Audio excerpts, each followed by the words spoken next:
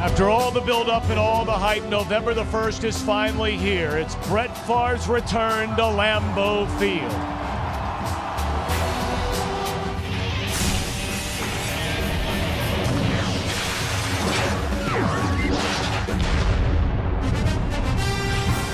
Oh, the anticipation for this day and this very moment.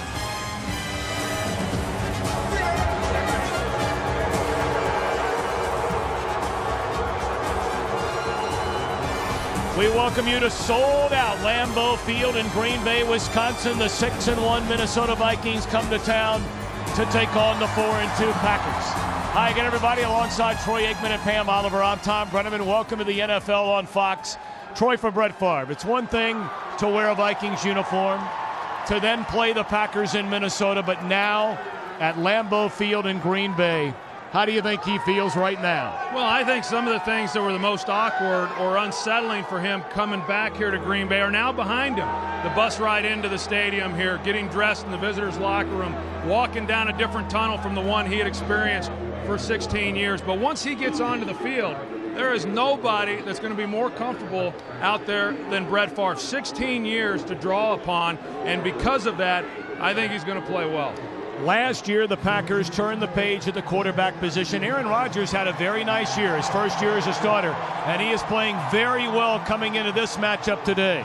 Everybody wants to know how Brett Favre feels. I would argue the point that this game means more to Aaron Rodgers than it does to Brett Favre. Aaron Rodgers' career is out ahead of him, and he has a chance here today to prove that he is the future of the Green Bay Packers. But to do that, he's going to have to get better protection than what he got the first time these two teams met. 8 sacks in that ball game. He's also going to have to be willing to get rid of the football when he's under pressure. I think if he does that, he's going to have a real good shot today. Let's check in downstairs with Pam Oliver. Well, Tom, some of Favre's former teammates say this is not the time for emotion. Linebacker Aaron Campman is a regular texting buddy with Favre, but he said at this game approach, all communication ceased. Now, there hasn't been a ton of extra security added for this game. Instead, more police officers and security personnel will be shifted near the Minnesota bench to ward off any problems. Back to you. Pam, thanks so much. Green Bay has won the toss, selected to receive, so Aaron Rodgers and the Packers will get the first chance at it offensively. Ahman Green just signed a week ago, 46 yards shy of becoming the Packers' all-time leading rusher, is returning kicks as a Packer today for the first time in his career. And he's out across the 20 to the 22-yard line, and that's where Aaron Rodgers and the Packers put it in play. Rodgers in his 5th year overall out of Cal, 25 years old, grew up in Chico, California. Ryan Grant coming off a 148-yard rushing day against Cleveland last week. And up front, changes at left tackle, TJ Lang. He'll go up against Jared Allen. And Scott Wells again starts at center.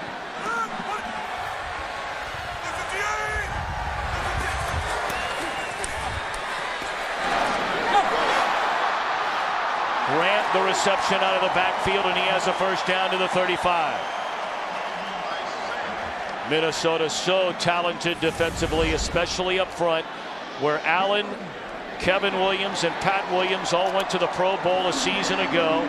An outstanding linebacking core led by E.J. Henderson. They are without their all-pro corner, Antoine Winfield.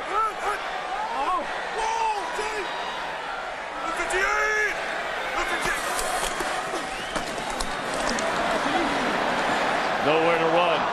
Minnesota has been the best. That ball was already down, said the officials. Minnesota has had the best run defense in the NFL 3 straight seasons.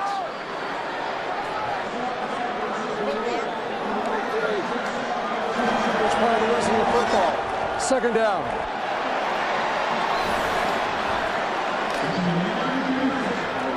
Take a look here and see whether or not Ryan Grant was down, and he was not. Well, no challenge from the Minnesota sideline, and now here comes the red flag thrown by head coach Brad Childress. Well, from that initial look, let's see if we can get an even better view here. It looked like the ball came out. It clearly did. Yeah, no question that the ball was out prior to Ryan Grant going to the ground.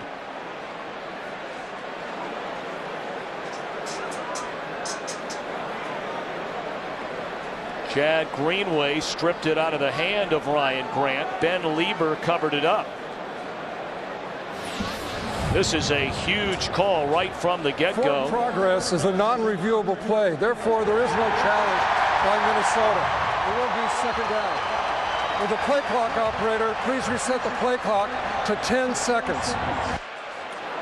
Yeah, it's a good job by the officials, because once they rule that forward progress has stopped, then that is not a reviewable play, as he said. So the Green Bay Packers getting a big break here early. Kuhn, the fullback, plows ahead of the 40-yard line. It'll bring up third down and nearly 6. This is the Aaron Rodgers reception when he came on the field.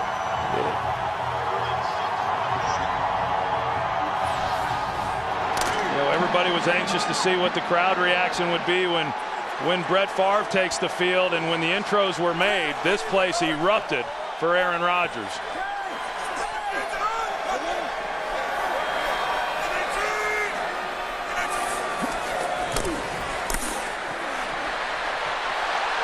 Third and 5. Caught. That's a first down for Donald Driver to the Minnesota 40-yard line. Well, the big story coming into this game is how they're going to block Jared Allen. TJ Lang making just his second NFL start, and he's not getting any help. Holds up pretty well. Aaron Rodgers then gets flushed out to his right and does a good job of connection there to Donald Driver. TJ Lang came in and played some the last time these two teams met, did a pretty good job, but that was after Jared Allen had played about 50 defensive snaps. First down throw, batted down at the line of scrimmage, 2nd and 10. You know, I know in visiting with Mike McCarthy coming into this game, and about the 8 sacks that Aaron Rodgers had the last time these two teams met, he said the game that I called should not have warranted 8 sacks. And by that, what he meant was he called a game where he thought that they would protect when they needed to have the deeper drops and get the ball out of Aaron Rodgers' hands, you know, with some quick drops. Problem was about 6 of those sacks were attributed to Aaron Rodgers not getting rid of the football. Fumbled by Rodgers in the backfield, but he dives right on top of it. That'll be an 8-yard loss. May have hit the foot of John Kuhn. I couldn't tell if he actually got it all the way seated in, and you see that, you know, he's coming back to make the handoff then to Ryan Grant. He does run into John Kuhn, but that was just being somewhat careless, you know, with the football. You got to seat it into your stomach and make sure that it's not waving out there to where a fullback or anyone else can knock it out of your hand. 3rd and 17. They need to get to the Minnesota 30 to convert on this 3rd down.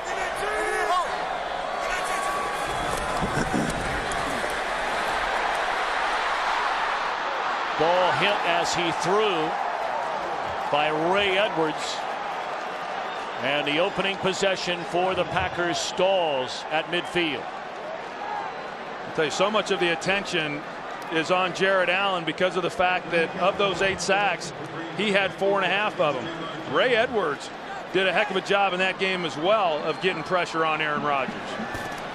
Jamar Johnson standing back at his own 10-yard line. He'll come up to get it to the 15 and has dropped it to 17. So that means here comes Brett Favre in the Minnesota offense.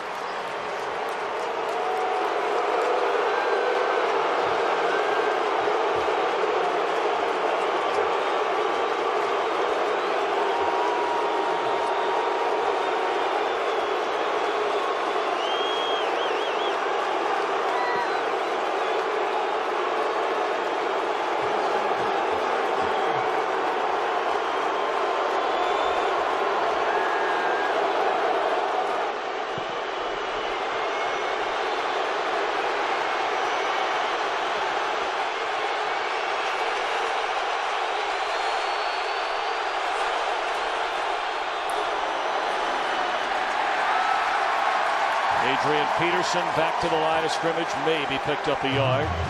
There's Brett Favre, 40 years old, out of Kill, Mississippi, drafted in the second round in '91 by Atlanta.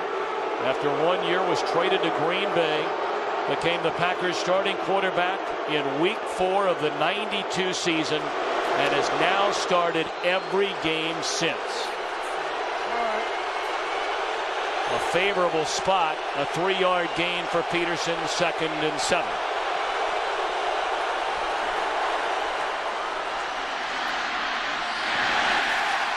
Rookie Percy Harvin out of the backfield, and he's out to the 24-yard line. A 3rd down upcoming for Favre and the Vikings. Of course, Peterson a season ago led the NFL in rushing.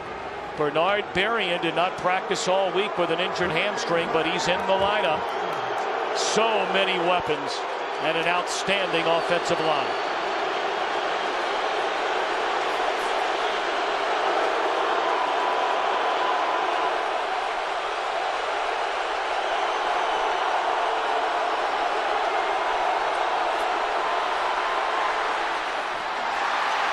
First down reception, and out to the 45-yard line is Chester Taylor. Green Bay Packers last time didn't bring much pressure, but they are here on the first 3rd down of the game. They're going to bring the linebackers up the middle. The Vikings do a good job of picking that up, and then Chester Taylor is able to get inside position. A big first down there for the Minnesota Vikings.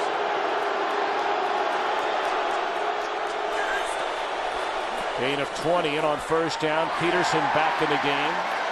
And he's to the 45. That'll be a pickup of 2. Green Bay defensively, the 3rd-ranked defensive unit in the NFL. They went from a 4-3 to a 3-4 when Dom Capers arrived as defensive coordinator. Yeah, and I think the area where they have improved the most is in their run defense, and a lot of that has been because of the play of those 3 guys that we showed up front. Ryan Pickett, Colin Jenkins, and Johnny Jolly. They've been very stubborn in allowing much rushing yards by these opposing offenses.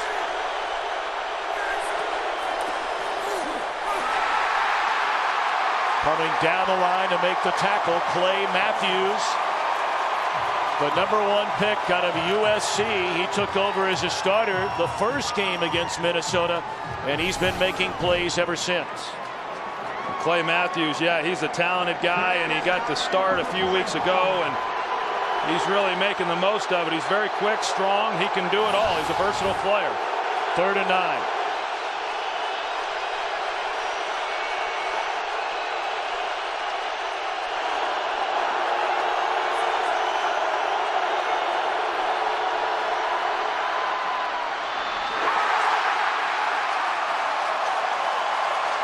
Minnesota punts. Excellent coverage by the nickelback Tramon Williams on Bernard Berrien. We got Tramon Williams. They like this matchup here with Bernard Berrien. They go to 3 wide receiver. It brings Tramon Williams onto the field. Had an opportunity, and that was the one area, 3rd down conversions, that really hurt this Green Bay team 4 weeks ago. So for them to be able to make a stop and get off the field is big. Chris Kluwe puts a foot on it, and that is well into the end zone. So the Packers get it for the 2nd time when we return at their own 20.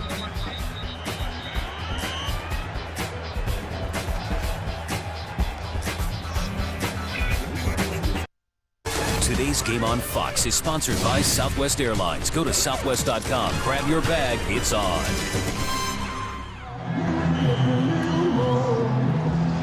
Well, if you'd like to see what Brett Favre is doing literally every second of this game, well, we have a camera trained on him all day, and you can check out the Favre cam at NFL.com or FoxSports.com.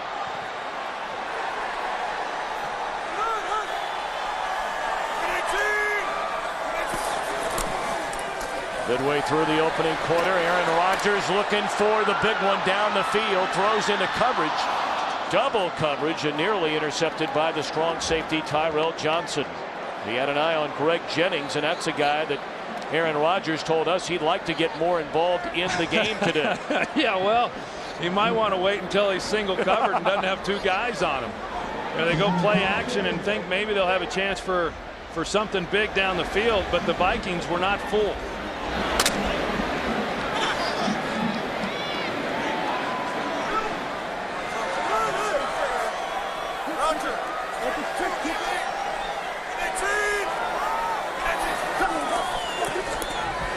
2nd and 10. A screen to Ryan Grant. And sniffed out beautifully by Greenways, playing like a Pro Bowler. I mean, weather-wise, you can't ask for a more glorious afternoon. Temperatures just shy of 50 degrees. Clear skies.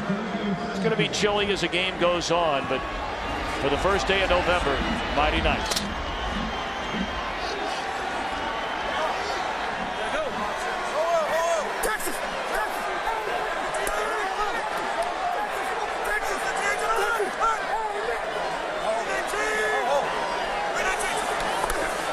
Third and 13. Rodgers throws high. 3 and out this time for Green Bay on offense. Tell you what, Tom, coming into this game, I really thought that based on the pressure that the Vikings were able to get on Aaron Rodgers in that last game, that they would come out, the Packers that is, would come out and really help those offensive tackles. So far in just the 2 offensive series that we've seen, they've not had any help. It's been one-on-one outside on the edge, and he's gotten pretty good protection, and that's going to be a real key whether or not these guys can hold up as we move through this game. Jeremy Campanos punts it away. And slipping 1 tackle is Jamar Johnson, and he's dropped to the 38-yard line. Early adjustments with the equipment on the Minnesota sideline. Favre and company back at it in a moment. Today's game is sponsored by Bud Light. With the just right taste that's not too heavy, not too light, the difference is drinkability. Perhaps somewhat lost in all the Brett Favre hype returning to Lambeau Field in Green Bay is the importance of this game in the NFC North. Minnesota already a win over Green Bay this season. And should they win again, in essence, it's a 3-game divisional lead. Ball is loose. Still loose. And it looks like the Packers have it at the 20. They do.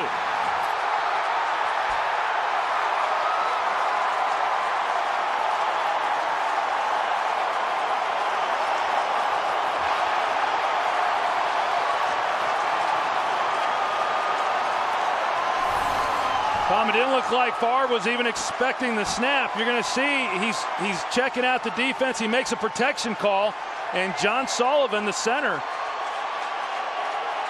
thought that he was calling for the snap, and it came without Favre even being prepared.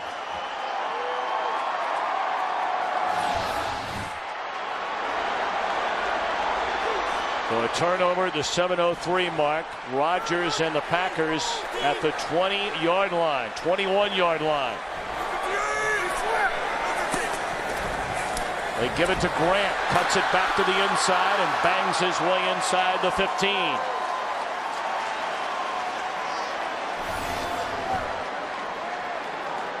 You can see Favre as he right there, it's a little bit of a fake snap, and then he comes up to change protection call, and that's the thing that's interesting is they're working off of a silent count. So anything that Favre said in terms of trying to get the offensive line directed for protection should not have then caused Sullivan to snap the ball. They pitch it to Grant, and he is slammed down at the 17-yard line by the 2-time Pro Bowler Jared Allen. His first season as a Viking last year, 14.5 sacks. And we mentioned in the first meeting between these two teams, look at those numbers. Well, and those numbers are pretty indicative of what he's done all year. You know, they always say, hey, sacks don't tell the whole story when you're talking about a guy's play. And they're right when they say that about Jared Allen. He's done a lot more than just sack the quarterback.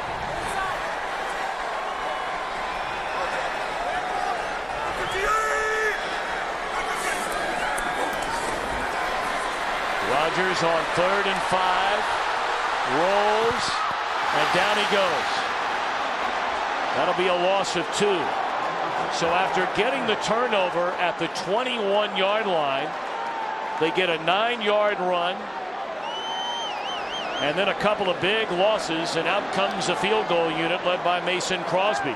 Well, the Minnesota Vikings have done a great job this year of keeping people out of the end zone. They lead the NFL in red zone defense. That was a huge stop, giving the Packers the short field and not allowing them to get to the end zone. 37-yard field goal try is good by Crosby. So Green Bay leading 3-0, and certainly Mike McCarthy wanted better than just the field goal. Today's game on Fox is sponsored by Hyundai Assurance, a little certainty in uncertain times. By Domino's new Mix and Match deal. And by Windows 7, your PC simplified.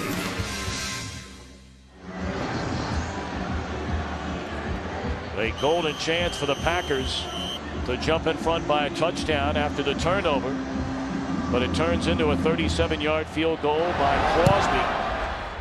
So now the electrifying rookie out of the University of Florida, Percy Harvin, brings it across the 30. Harvin already a pair of touchdown returns this season, inside the 30, inside the 20, all the way down to the 14.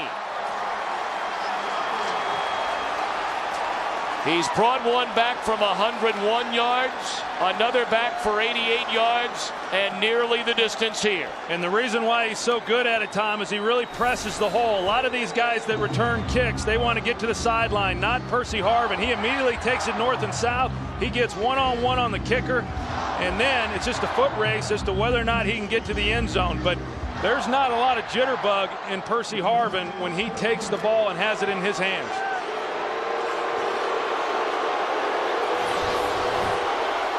So now Favre up under center.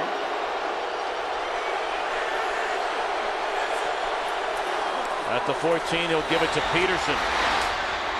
Slips behind a couple of blockers. He's down to the 9. I mean, the special teams for the Minnesota Vikings has improved dramatically from where it was a year ago. Big reason for that, obviously, the addition of Percy Harvin. Think back to last week. You know, the strip fumble that Pittsburgh gets, they go in for the touchdown, and then boom, they come right back. Minnesota does with a return by Percy Harvin. You know, he is a great weapon, not only in the return game, but also on this offense.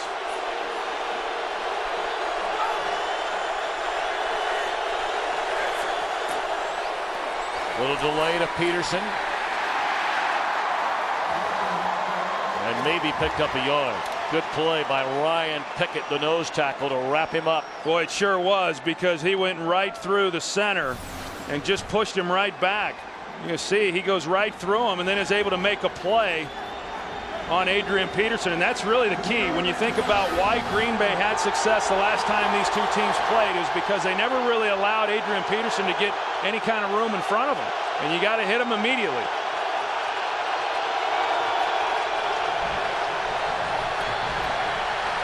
Taylor, great open field tackle made by Nick Barnett. And now a flag comes in. Some extracurricular activity after the tackle was made over on the far side of the field. Looked like Johnny Jolly got tangled up with Anthony Herrera. At the conclusion of all the action in the dead ball period, personal foul, headbutt, defense number 97. This penalty be assessed half the distance to the goal. Automatic first down. What a huge mistake that is by Johnny Jolly.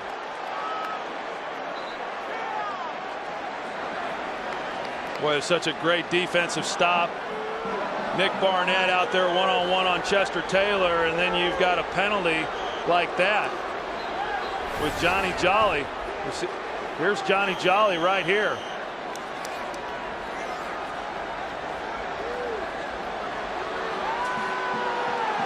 Well, clearly there was some jawing going on, but when Jolly turned around, he headbutted Chester Taylor. Yeah, there's always a little jawing going on. You got to show a little restraint. Peterson. He's dropped at the 10-yard line. Boy, very good tackling early on in this game by Green Bay defensively. That time it was Al Harris. Well, we know what Adrian Peterson is all about. I mean, this guy is an absolute horse, and he is hard to get on the ground. But as I said, if you can get him running laterally and you can pressure him at the line of scrimmage, you've got a chance. And even then, it's not a great chance, because we've seen him a lot of times just lower his shoulder and run over people as well. Ask William Gay.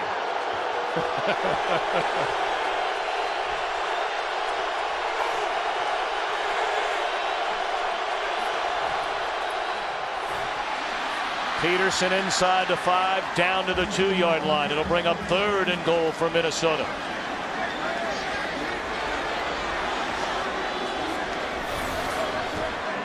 Look at this hole right here and what happens with the lane for Adrian Peterson.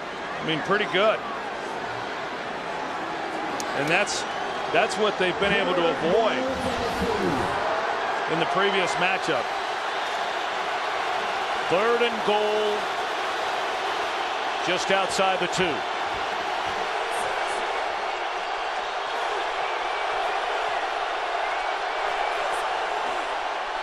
They run it. Very close to the goal line. Peterson appears to be short, so now a decision for Brad Childress. Does he go 4th and goal inside the 1? Well, they've made their decision, and I happen to agree with them. I just think that when you have the offensive line that you have with Minnesota, and you've got the tailback with Adrian Peterson, you'd like to think you can pick up a yard. And I would think they'd run behind that left side.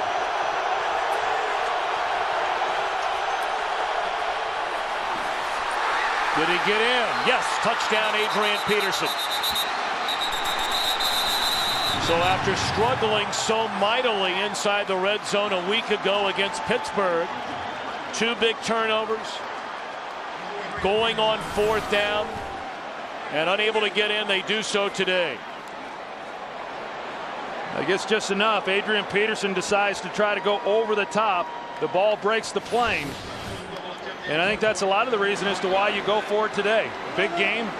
Show your offensive group you got confidence in them coming back this week and punching it in.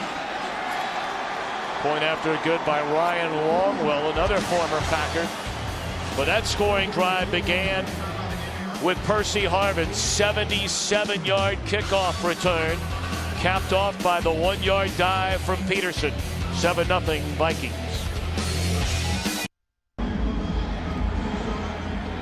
Not only the big return by Harvin, but the penalty, personal foul against Johnny Jolly. And penalties have killed this Packer team frequently. 3rd most penalized team in the entire NFL so far this year. Amon Green from the goal line. And Green with some daylight. He's out to the 32 and a flag comes down.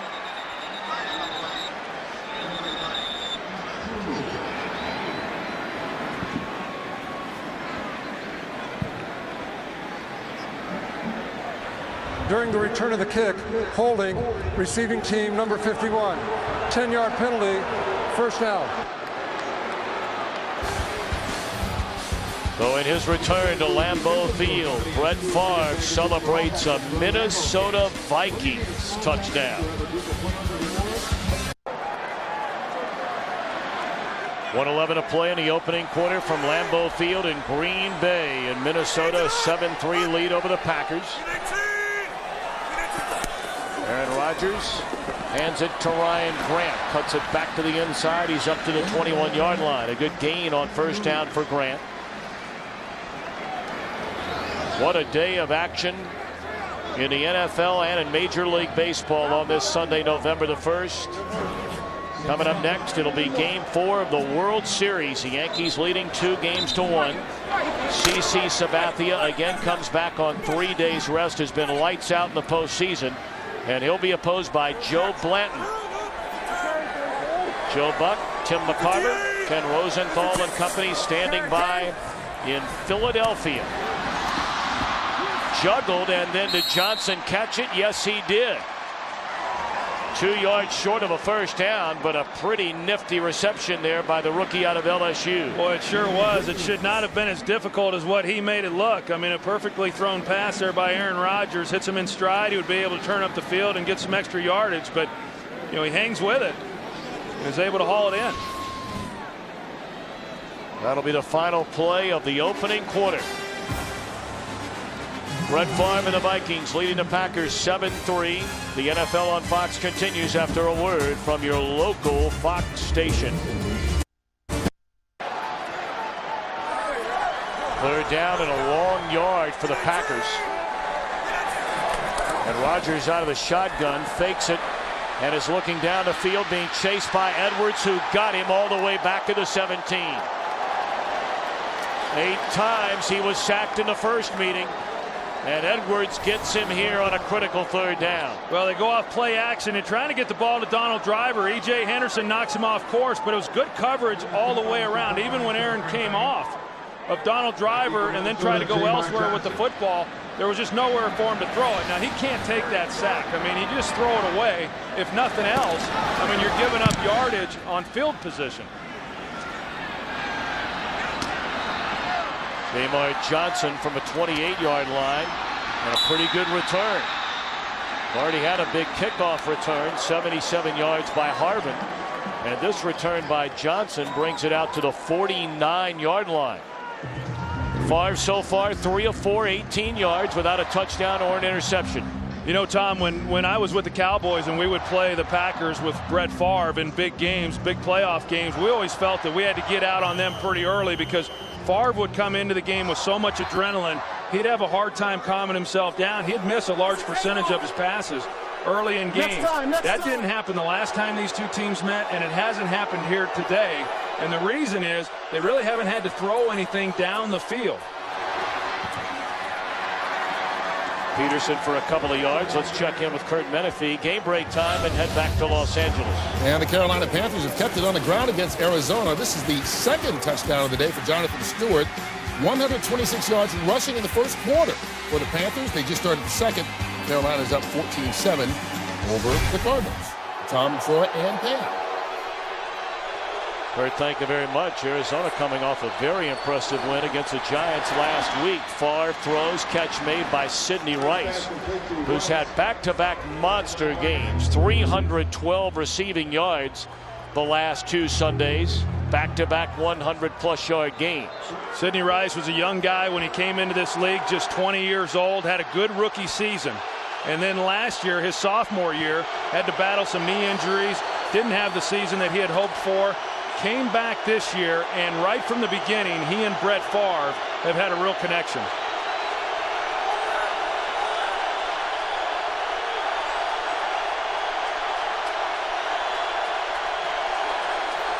Third and 4, blitz coming. Favre gets it away. Catch made by Harvin, and he's down to the 34-yard line.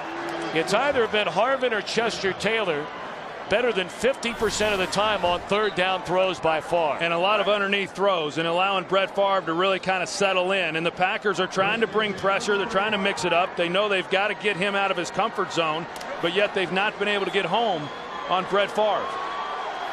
You know, right now, I mean, talk about how Brett felt coming into this ball game and all the emotion and what have you. Right now, he's got to be as comfortable as he's ever been.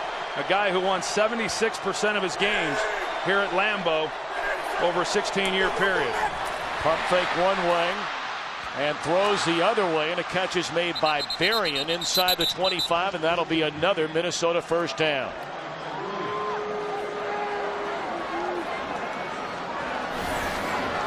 Aaron Campman, they're running a lot of nickel packages, which is getting Aaron Campman as a rush end. You know, Favre worked his way. He's able to get a hit on him, and that was one of the few times here in the early going they've gotten pressure on number 4. Back to the ground game, back to Adrian Peterson, and he ducks underneath a couple of tackles, and we'll see where they spot it. That'll be at the 19-yard line. That hit you just saw it a moment ago. Well, there's so many ways that the Minnesota Vikings can come at you. You know, you think about the last time these two teams played and being able to hold Adrian Peterson to under 3 yards per carry, but yet they didn't get to Brett Favre, and he throws for 270 yards. And, you know, they are able to win in ways that, quite simply, they couldn't do in previous years. Favre appeared to underthrow that ball, and it was still caught by Rice. Boy, does he have some hands. And that's what Brett Favre likes so much about him.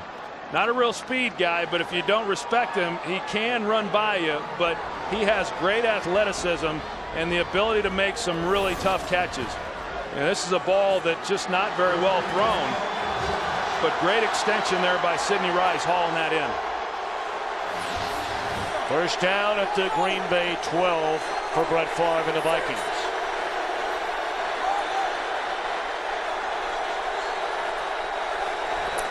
Seventh play of the drive. Favre guns it over the middle. It's caught and into the end zone for Visanthe Shiancoe.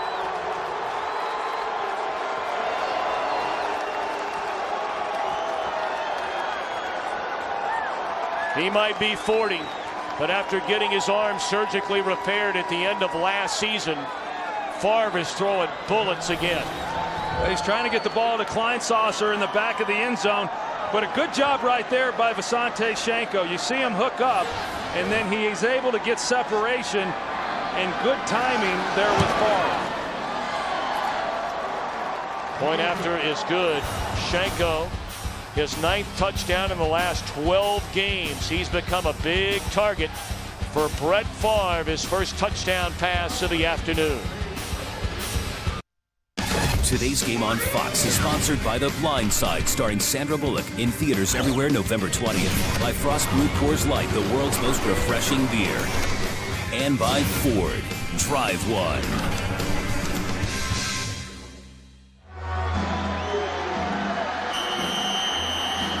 14-3, Minnesota leading Green Bay. 10:42 to play until halftime.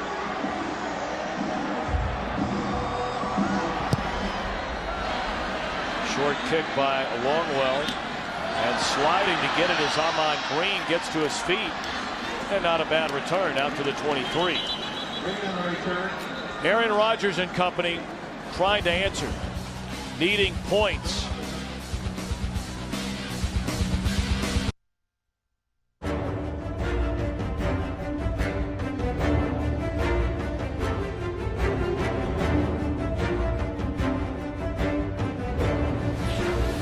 They go all the way back to August the 18th when Brett Favre made the decision for a second straight year to come out of retirement, signing with the Minnesota Vikings, and everybody grabbed their schedule and looked to see when Minnesota was playing in Green Bay. Well, here we are on November the 1st. Favre has thrown a touchdown pass, and his team leads 14-3. Rodgers again under huge pressure. And Jared Allen got him. That's 3 sacks already for Minnesota. It's like Jared Allen takes an inside move on T.J. Lang. You know, he starts him up the field with the bull rush, comes underneath there as soon as Aaron Rodgers tries to escape. And I mean, this guy, when they played a year ago, the Packers against the Vikings, Aaron Rodgers in week 1 did not have a sack. The second time they played, he had 1 sack and really didn't do much. And I think they underestimated how good this guy was. But after his last game a month ago, they shouldn't be underestimating him here today.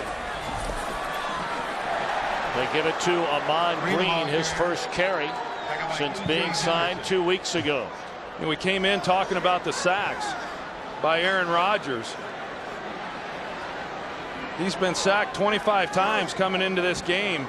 19 of those, Tom, are on first or second down. And a number of those are balls that he can get out of his hands. And when you have a sack on early downs, you're looking at 3rd and 18. It's hard to convert those. In essence, they're a turnover without giving the opposing team a short field. Rodgers throws and batted down, laying out to get a paw, and it was Greenway. Number 1 pick in 2006. And playing like a Pro Bowler this year. I think the linebackers for the Minnesota Vikings are as good a trio as any set of linebackers across the league. Chad Greenway playing outstanding, Ben Lieber, and then of course the guy in the middle, E.J. Henderson, who's not back to full speed from his knee injury from a year ago, but that's an awfully solid group. Minnesota figures to get great field position and dropped at the 47 after coming up to make the catch was Johnson.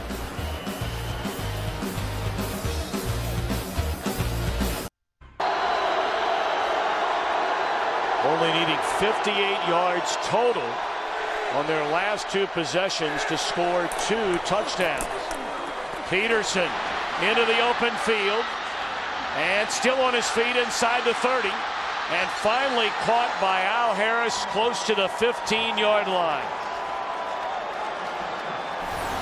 Looked like Peterson wanted to start backside, and then he sees this hole that takes him to the front side of the play. Initially, he takes a peek back there, and then he sees that hole open up off of Steve Hutchinson's block. And that's when he gets dangerous. I mean, once you see Adrian Peterson out in the open field with that kind of space where he's got a 2-way go, that's actually a pretty good job there by Nick Collins, being able to at least slow him down enough to get a little help from the others. 12 carries, 53 yards for Peterson. 33 of those yards coming on that run. Men at the line of scrimmage maybe picked up 1. Of course, Peterson last year, the first Minnesota Vikings running back to lead the league in rushing, 1,760 yards. And in his first 2 years in a league, he's gone for over 3,000. Well, I'll tell you what, the Packers came into this game wanting to get Brett Favre out of his comfort level. They haven't done that. And now they combine that and they start getting Adrian Peterson going. They really got some problems on their hands. They give it to Harvin, and he carries down to the 11. Percy Harvin is 8th rush of the year. I'll tell you what, Tom, I mean, it's early. But as we sit here, this is a huge 3rd down for it being this early in this ball game, because giving up 3 points, I mean, you can at least deal with that. But on this drive, based on what's happened up to this point, I don't think the Green Bay Packers can afford to give up 7 points on 3 consecutive drives. 3rd and 6.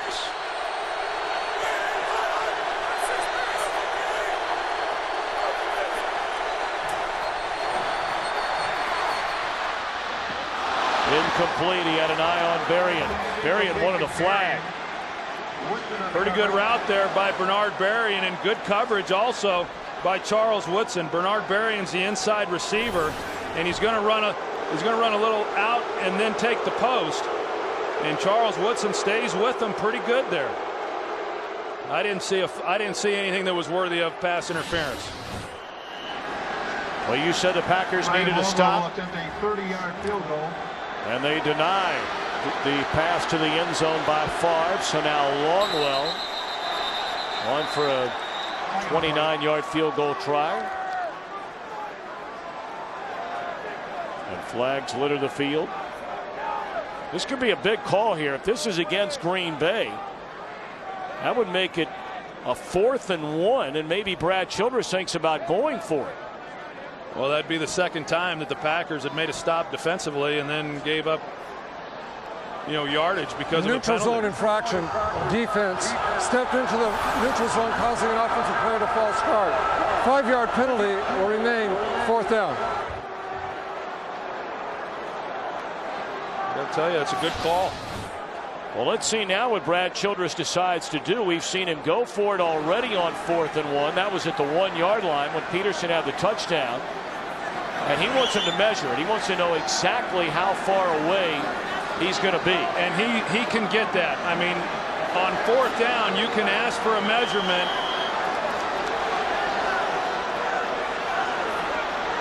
You can ask for a measurement and get that if it's 4th and 1 or less.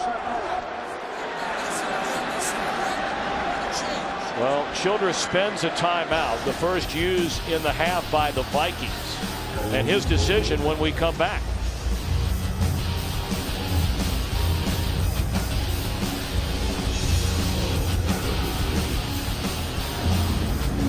And apparently we're going to keep it right here, as Childress is probably saying to the referee, hey, look, I shouldn't be charged with a timeout here, right? There's no question. The way that it is told to the coaches is going from 3rd to 4th down. If it's 1 yard or less, they can ask for a measurement. Even though the officials know that it's not a 1st down, they should be granted that measurement. It's still 4th down. In my opinion, they should still be granted that measurement and not be charged with a timeout. Brad Childress going 4th and 1. I tell you, I wouldn't. It'd be an awful gutsy call, but a play action here, you'd think would be wide open.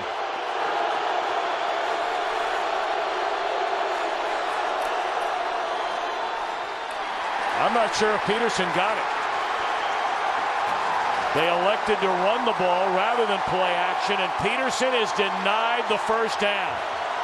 What a huge swing for Green Bay. Boy, you're not kidding. You look back now at the penalty on Michael Montgomery, and it ended up being a good thing for the Green Bay Packers. The Vikings decide to go for it on 4th and short. They come up short and denied any points.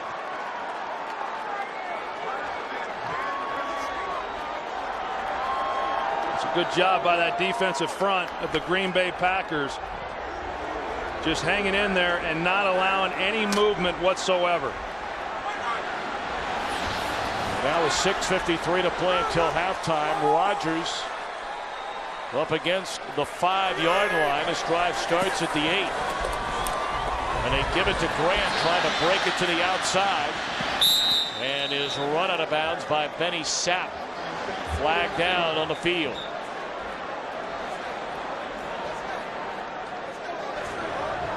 Holding, offense number 78. This penalty will be assessed half the distance to the goal. Still first down. Yeah, that's the front side, right tackle Alan Barber. You see him there, number 78. He's trying to block the point along with Donald Lee. In the right hand. I mean, I think he could have taken his hand off and it wouldn't have affected the play whatsoever.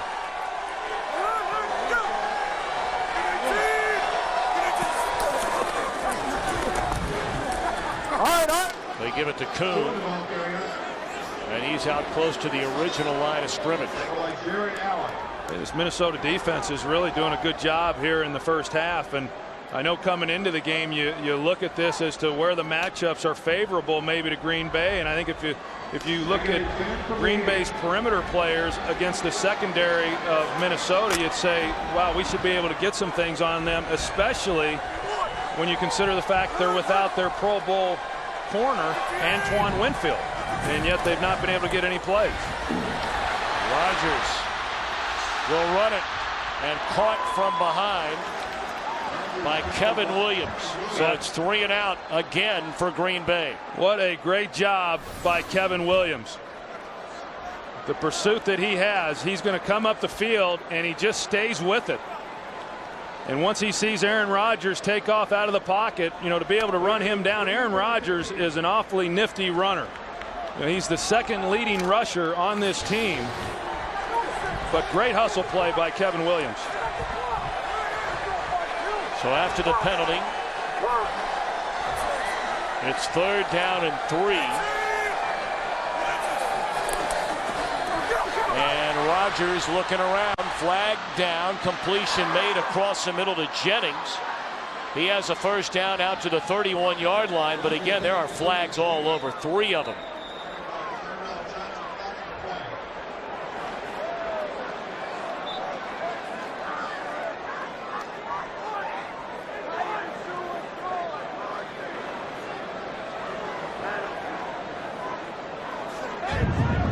Fouls against both teams that will offset.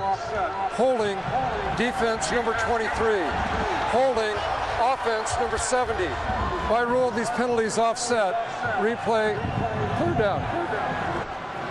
Well, here's the penalty on Cedric Griffin on the outside. The grab, and then TJ Lang, number 70.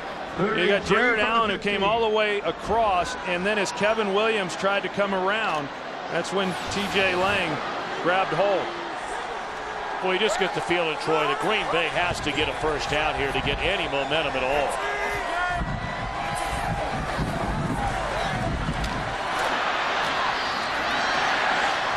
Juggling the football was Driver.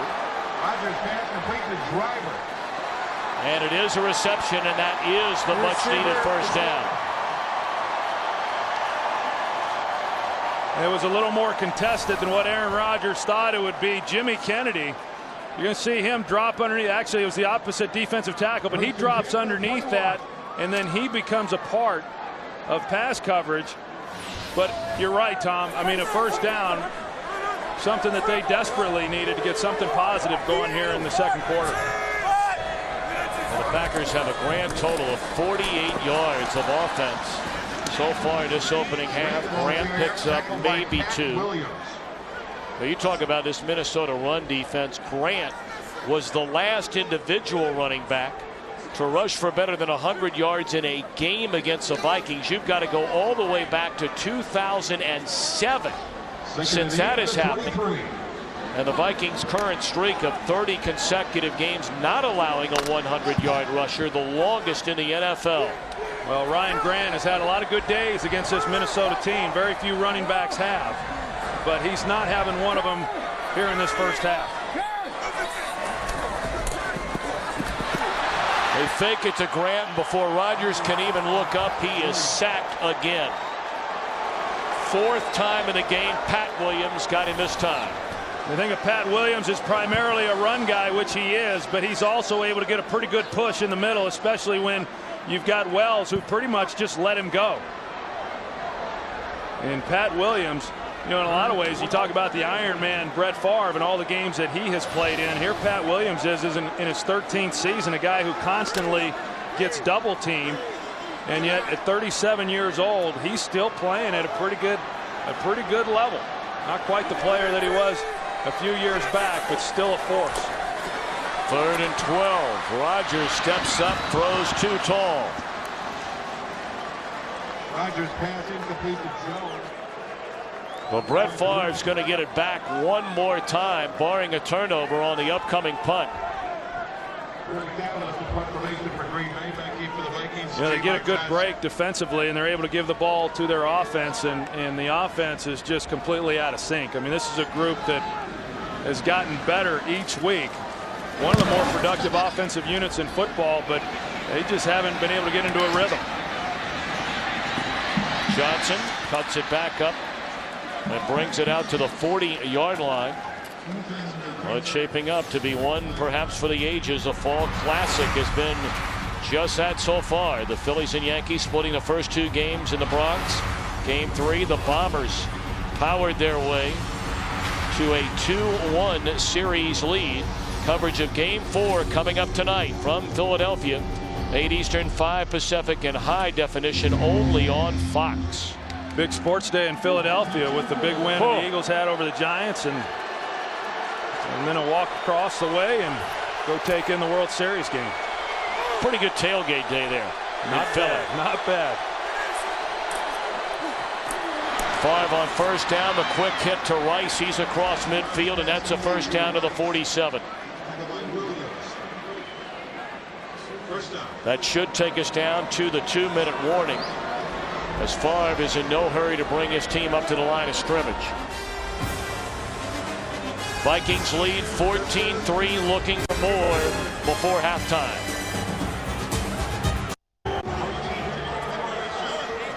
A dominant second quarter for Minnesota, both offensively and defensively. Favre is hit on 9 of 11, 77 yards and a touchdown. It's Sidney Rice at the bottom of your screen. And they hand it off to Peterson on first down, and he's to the 41. We're under 2 minutes. Minnesota trying to add to a 14-3 lead. The Vikings have 2 timeouts remaining. Yeah, with 2 timeouts and where they're at on the field, I mean, they've got the whole playbook at their disposal, and still in no type of hurry up. In fact, they're still huddling up here and a lot of time.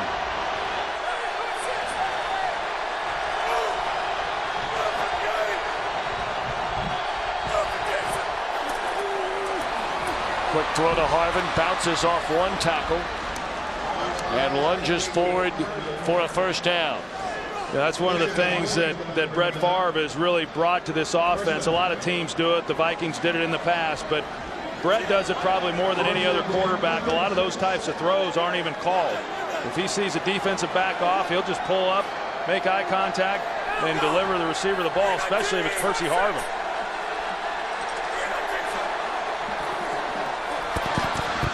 Rice to the 22, another first down. Pretty tight window right there. That shows you Brett Favre hasn't lost anything on his fastball. Sidney Rice on the slant, and a good catch by him. And we're getting used to seeing that here in the early going of this season and the job that he has done. You know, he's a big target, and the confidence that Favre has in him is really pretty remarkable. I mean, when you consider the fact that Brett Favre missed all of the offseason work, missed all of training camp, and you step in and as a former quarterback, you say, how can you develop that type of timing and chemistry with a receiver in such short time? And I don't know that Favre really needs a lot of timing within the passing game, to where, you know, so much about his game is, you know, hey, you beat that guy, let me figure out how I'm going to get it to you. And he's done a great job of it. Minnesota spending a timeout, 48 seconds to go until halftime. And coming up on the Visa halftime report, the entire gang in LA will have the scores and highlights from around the league, and the Fox Sports Ticker will keep you updated with up to the second statistics. First down at the 22.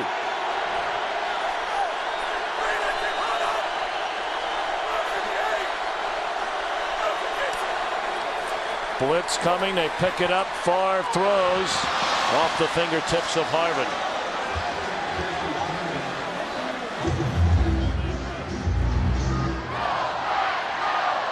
It's been a very interesting relationship that has developed between Favre and Harvin.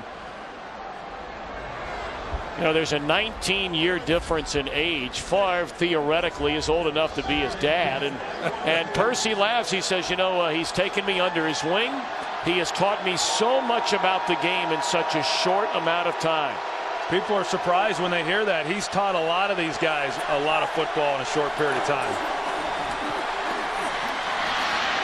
Surprising call there on second down. They hand it off to Chester Taylor. Clock rolling under 35 seconds. Minnesota has one timeout left. Well, good play there by Nick Barnett. Being able to make the stop on Chester Taylor. The Vikings, you know, obviously in passing situations, knowing that the Packers are expecting that, tried to sneak a draw in. Favre lays it off for Taylor, who dropped it at the 20. I tell you, I'm a little surprised by the approach there by Minnesota. You know, they let the clock go down. They wanted to make sure that this was going to be the last possession, or not at least leave much time for the Green Bay Packers. But they weren't real aggressive in terms of forcing their hand to come away with a touchdown on that particular drive. It will be a 41-yard field goal try for Ryan Longwell.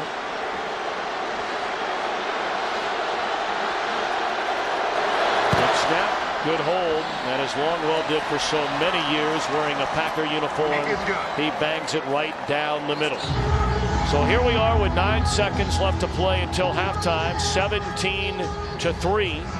Minnesota in front. And you know, Troy, overall, Brett Favre, all the hype, all the build-up, coming back here to play against his former team where he started for 16 years. You made a comment in between a commercial break. You know, they really haven't had to do a whole lot offensively. They've had great field position, and they have managed very well this opening half. Yeah, I mean, they've been able to move the ball. They've been able to make plays, and that's what we're not getting from the Green Bay Packers. I mean, there's no doubt that the Packers came into this game knowing what they were able to do the first time these two teams met. They had a lot of success in terms of moving the football, but they have just not been able to sustain anything. I mean, they haven't been able to run the ball, and more than that, they haven't been able to throw it because they haven't been able to provide much protection for Aaron Rodgers. So they haven't been able to take advantage of some of the matchups that they like there on the perimeter. Rodgers was sacked 8 times in the first meeting between these two teams. He's already been sacked 4 times through a half here today. Ahman Green still on his feet. He's out to the 33-yard line, and that will watch the clock stop with 2 seconds left.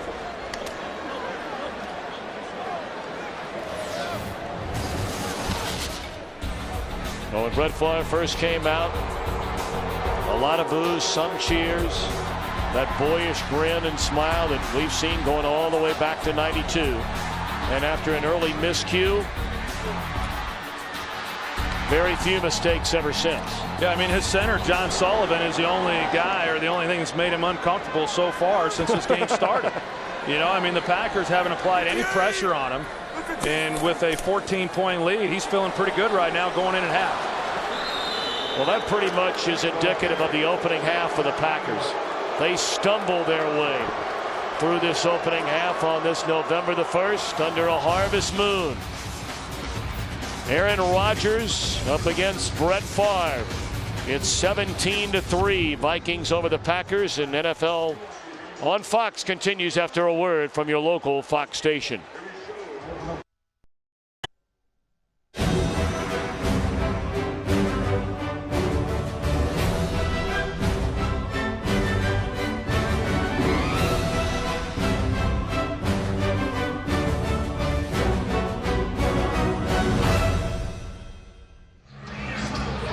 Minnesota will get the football to begin the second half, leading 17-3. Here are the key Yellow Book moments to look for in the second half. Troy Aikman. Yeah, you take a look at it, the Minnesota Vikings. I mean, all they really have to do is continue to do what they did there in the first half, and that is dominate the line of scrimmage. And then, of course, if the Packers have any chance of getting into this game and going on to winning this game, they have got to be able to give Aaron Rodgers more time to throw the football.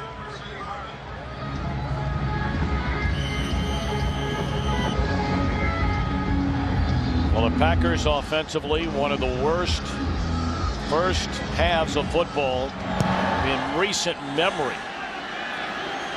Harvin gaining a little momentum from the 12, and he's still on his feet going the other way. And all the way out to the 37-yard line. Let's check in downstairs with Pam Oliver. Well, Tom, Mike McCarthy was talking offense when I spoke to him at halftime. He said, you know what, we got to get some rhythm going, run the ball better, maybe go with some three-step drops. Meantime, Brad Childress was talking about playing sound football. He said we need to take care of the ball, keep our quarterback clean, and also play more aggressive. Back to you. Well, we talked about the offense, Pam, and you just mentioned it. Mike McCarthy talking offense and not talking about 47 yards and a half. The fewest since 1999 in a first half of football by a Green Bay Packer team. Meanwhile, the numbers on Brett Favre, they're not spectacular, but solid.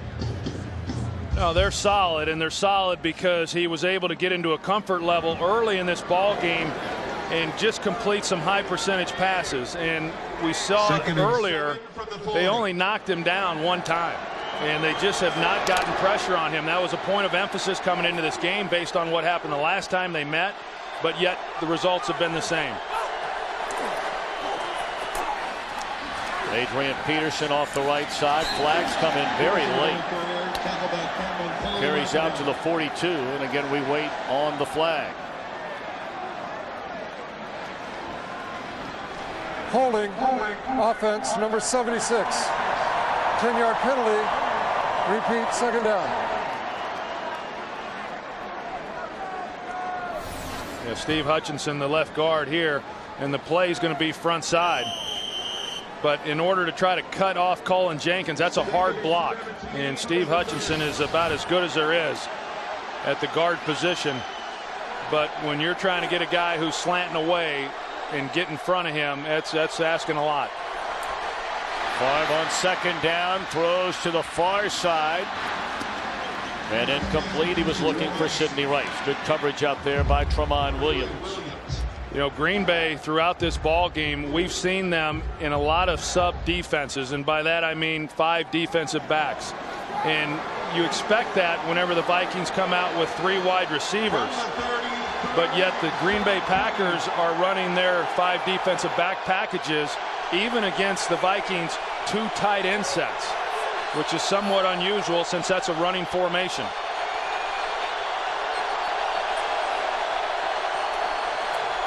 Third and 17, a 3-man rush, and Favre's going to pick that apart all day long. Well, you called it, Tom. I mean, rather than bring pressure on 3rd and long and make him get the ball out of his hands and then come up and make a tackle short of the first down, they go with a 3-man rush. And in essence, I mean, Johnny Jolly's no factor. It's a 2-man rush, and they've seen this before. I mean, if you give any quarterback, let alone Brett Favre, that kind of time, it's over. Bernard Berrien, the injured Vikings player. Berrien took a shot from Atari Bigby. They want to see if he's okay after that first down reception out to midfield. Today's game on Fox is sponsored by Southwest Airlines. Go to southwest.com, grab your bag, it's on. By AT&T, your world delivered. By Walmart, save money, live better, Walmart. And by McDonald's.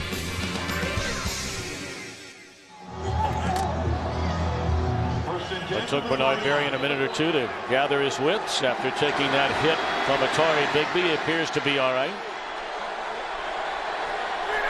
Favre and the Vikings at midfield on first down. And Favre to throw it. Unbelievable protection.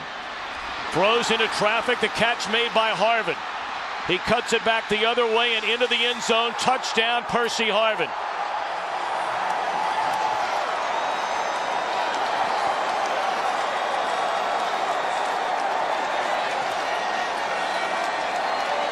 "51 yards on the pass play from the veteran Favre to the rookie Percy Harvin." Yeah, and the Packers played coverage again in an attempt not to give up the big play, and as a result, Favre has a little bit of time. I mean, there's a little pressure up inside, but you see he's able to stay there and deliver it. Percy Harvin working inside. They've got some defenders there. He just goes up and makes the play. I mean, he makes the play on the ball. No one else does. And then it's Keystone Cops.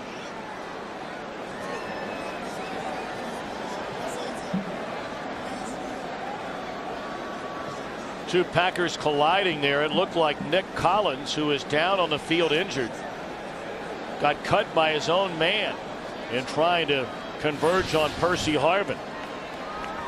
And could read his lips. He said, "I'm all right." But the Packers are definitely not all right. You're going to see Nick Collins come into your screen, and this is how he gets hurt. You know, just the way that he came down. But on the outside, Tramon Williams, I mean, he jumps to the outside and just gave Percy Harvin just a straight shot at the goal line. I mean, that playing coverage and then to give up a play like that and have four defenders down there to get him to the ground and nobody even lay a hand on him is not very good. A lot of people thought Harvin had the greatest potential of any player coming out in last year's draft. A 51-yard touchdown reception. The lead swells to 21.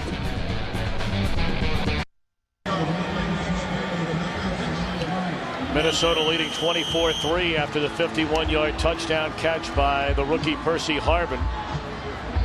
This Green Bay defense, which came in ranked 3rd overall in the NFL, and some might say, you know, perhaps a bit misleading. Troy, much like the New York Giants game we did 3 weeks ago, when they had played 3 teams before going down to New Orleans that had 1 win, those 3 teams combined.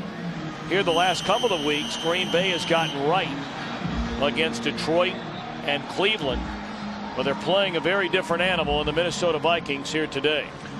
Yeah, it seems that we're saying that about a lot of teams that have pretty good records, and then you begin to question maybe who they had played. And we knew that the Lions and the Browns aren't very good, but those were nice wins. They can't help who's on their schedule. They dominated those games. Defense didn't give up a touchdown in either one of those games. But the Vikings aren't the Browns or the Lions, and they're showing that here tonight.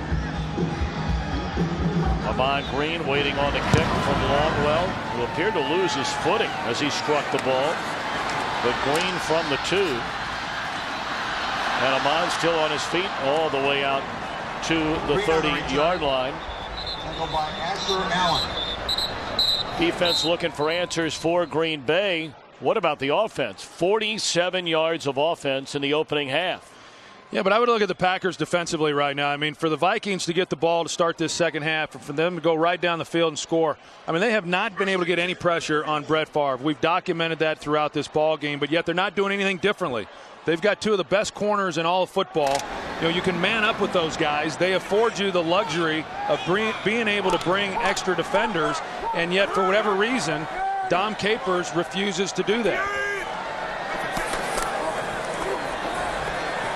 Rodgers will put it up, and a wide open receiver is Greg Jennings all the way down to the Minnesota 40-yard line. So that's a good start for Rodgers.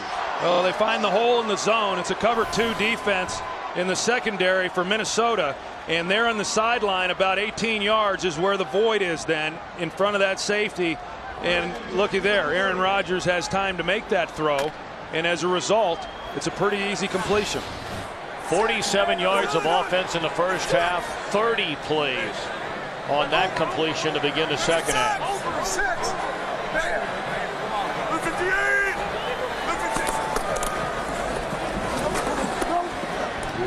Ran a very quiet first half, and of course that is the case more times than not for most rushers against the Minnesota Vikings defense.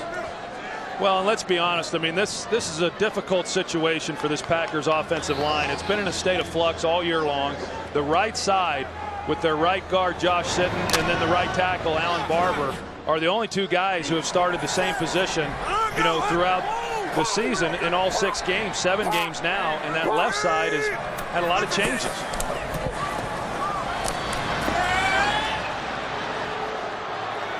Chad Clifton, their 10-year veteran left tackle, a couple of times has injured his ankle this year. He did not play last week. TJ Lang got the start, played very well. And then Scott Wells, who lost his job at center to Jason Spitz during the preseason, has had to fill in for Spitz, who's battled a bad back.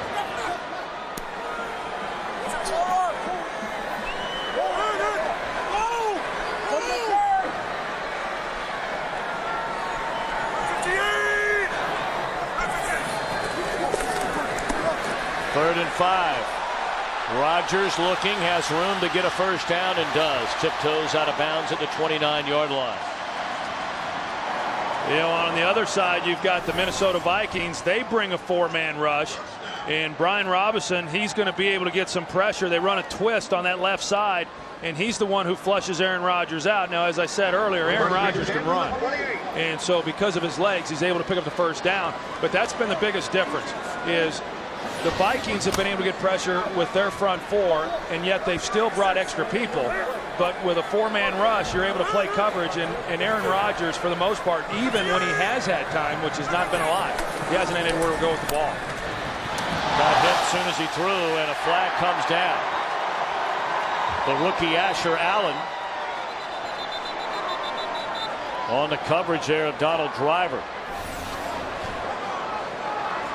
Yeah, Donald's trying to come out on the out route, and that's a pretty easy call. Pass interference, defense, number 21. Automatic first down. Well, Allen, the rookie out of Georgia, got his first action last week and just playing in his second NFL game. But those are the matchups that Green Bay looks at and says, hey, you know, we like that. And they're playing without Antoine Winfield. The Minnesota Vikings are.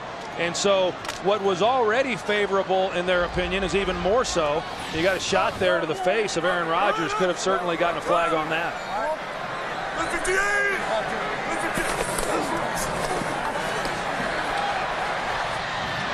Lays it off for Kuhn out of the backfield. And Greenway runs him out of bounds at the 16-yard line. Ray Edwards got tangled up with Alan Barber. And now a few barbs back and forth between the 2 teams.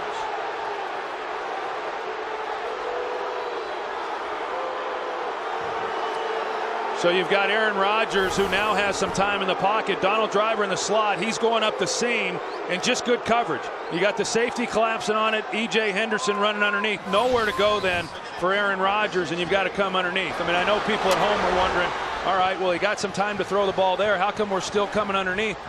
The Vikings are doing a good job in coverage.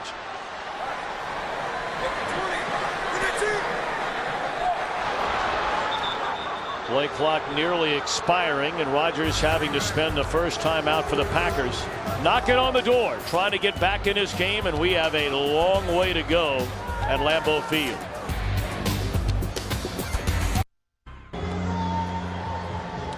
Yes, we do have a Favre cam at foxsports.com and NFL.com.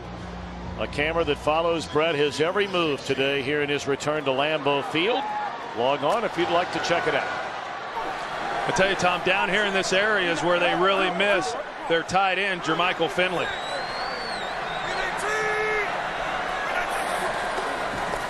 Four-man rush.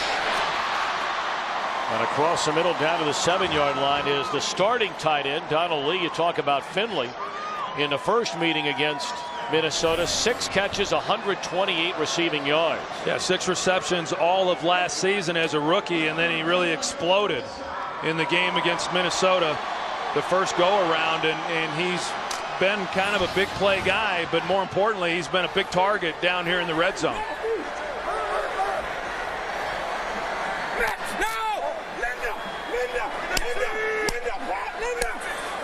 Empty backfield, quarterback draw, and Rodgers took a shot in the back as he was spun down at the 4-yard line by Pat Williams. Well, that was a called draw the entire way, and Pat Williams just does a great job of reading this. And I mean, look at the big guy move. I mean, Aaron was still trying to pump fake him, making him think that he was going to throw it so that he could still get a little separation. And I mean, that's pretty impressive. You know, that guy, he's listed at 317 pounds. I guarantee he's not a pound under 350. And he ran down Aaron Rodgers. Rodgers looking around and batted down by Kevin Williams. 3rd and goal. To say that this is an important 3rd down is a gross understatement. I mean, right now, the Packers are in desperate need of a touchdown.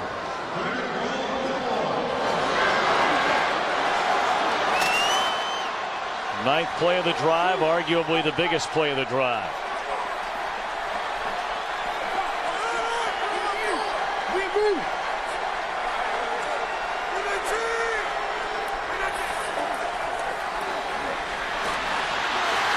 And Rodgers sacked back at the 8. Jared Allen again. That is 5 sacks.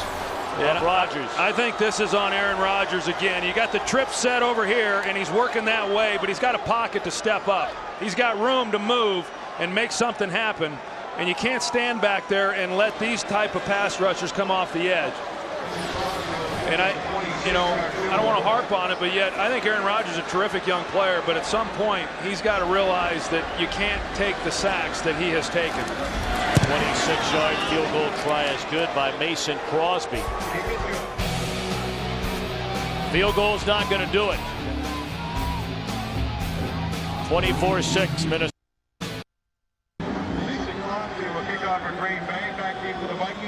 Almost a repeat-like performance from the first meeting between these two teams in week 4. Aaron Rodgers under tremendous pressure. Squib kick. And out on a cross and a ball. Football is loose. And it looks like the Packers have recovered down at the bottom of that pile. They have. Brian Robinson, a defensive lineman, fielded the kick, and rather than perhaps just taking a knee and let somebody tap you to be down, he tried to turn it into something, and that's a big turnover. Those guys don't get many opportunities to run with the football, and there's good reason why you do want them going to the ground, because they're then easy targets to strip. And I'm not sure if they were trying to kick the ball like that, or that's just how it came off his foot. I can understand not wanting to kick it to Percy Harvin, but the Vikings were going to get the ball with great field position. A.J. Hawk stripped it away before Nick Collins covered it up. So now Rodgers again in trouble. Rolls, throws, caught, first down by Jennings to the 29-yard line. No, that's Grant out of the backfield, I beg your pardon. Now this time it was Ray Edwards coming off the edge, and he's done a good job against Barber there on that offensive right side, and Aaron Rodgers almost gets a needless sack once again, but he is able to escape, and then he gets the ball to Ryan Grant. You know, they got some momentum back on their side after the turnover. Obviously pretty important for them to do something with it here now. Still a lot of football to go. 8-minute mark in the third quarter. That catch is made by Donald Driver. He has a first down to the 18.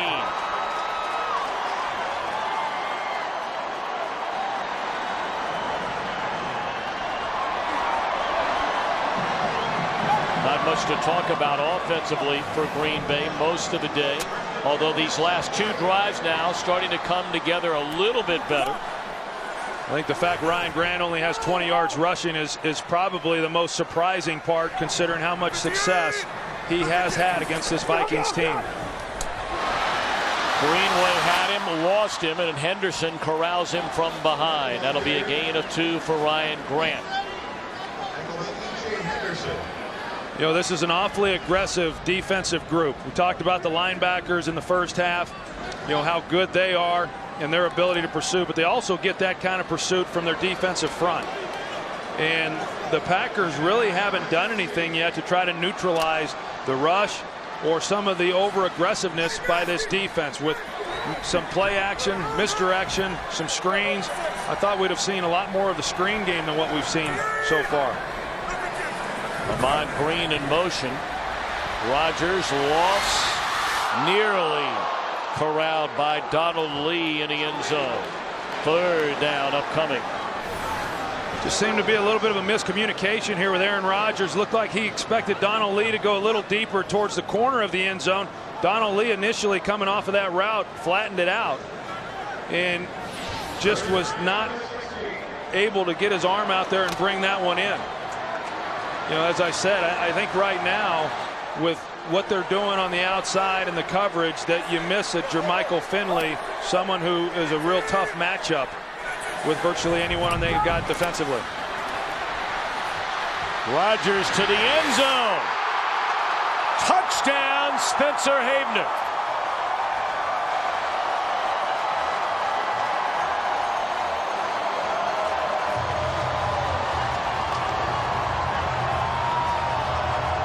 And yes, even part-time linebacker turned part-time tight end. Know about the Lambeau Leap.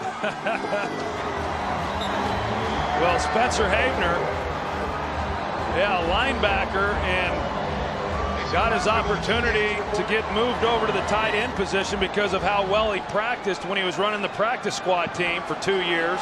Had a big touchdown reception a week ago against Cleveland, and boy, did this one come at a good time.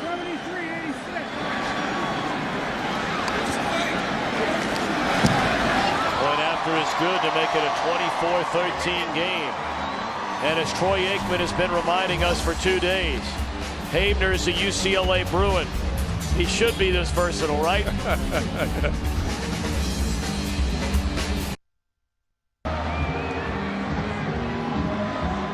The Packers take advantage of the fumble kickoff by Brian Robinson. And Spencer Havener has scored a touchdown in back-to-back games. Another line drive kick. Harvin comes up to get it at the 20. And he is dragged down at the 33-yard line by Brady Papinga. Well, that last drive started with the fumble here by Robinson, being able to recover that fumble, and then the touchdown to Havener. He's going to be in the slot. He runs a good route. He gets down the field, and you're going to see him pivot back out. You know, you've got Aaron Rodgers who starts working out of the pocket, and that's a designed move right there. And with great coverage, I mean, he's able to haul that in. Here's a guy who's a 4-year starter at linebacker, as you said, for UCLA, and steps in here, and he has really provided a spark, not just here in this game, but the last couple of games for this team. Nearly intercepted on the short throw to Adrian Peterson out of the backfield. Ball gets deflected, and you're fortunate right there. A ball that comes in high. That one was not intercepted. It looked like if Nick Barnett had maybe seen it a little bit sooner, he might have been able to make a play on it. Adrian Peterson, a guy who has not caught a lot of balls, you know, over the last couple of years. This year has been a more prominent figure, but most of those have been the check down variety like we just saw. Blitz coming. Favre steps up, and it's batted in the air and incomplete. Well, there were 5 Packers that looked like had a bead on that ball once it was tipped. Well, the great thing is you got Nick Barnett coming in. They are now starting to bring a little bit of pressure, and Barnett comes up the middle, circles back around, and got just enough of the ball as Favre was going to make the throw.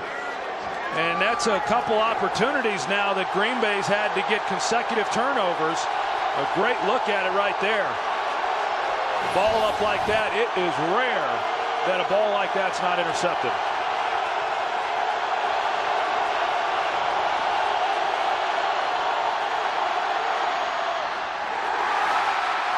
Incomplete on a throw to Schenko.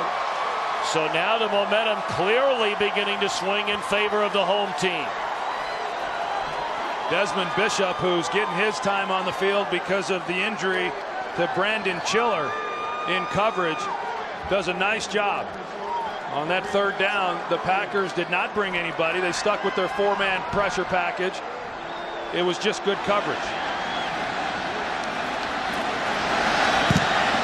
Bluey puts a foot on it, pounds it all the way back to the 9-yard line. Tramon Williams is drilled at the 15. Boy, did he get hit. Jamarcus Sanford leading the charge.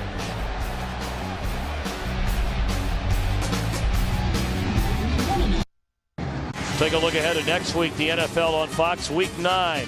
Troy, you'll be in Chicago for the Cardinals and the Bears. The Packers will be here or on the road at Tampa Bay. Then Game 2, some will see the Lions and Seahawks, others the Panthers and the undefeated New Orleans Saints. The 4 Drive 1 Fox NFL Sunday show gets it all started 11 a.m. Eastern Time next week, 8 a.m. Pacific. That's a special starting time.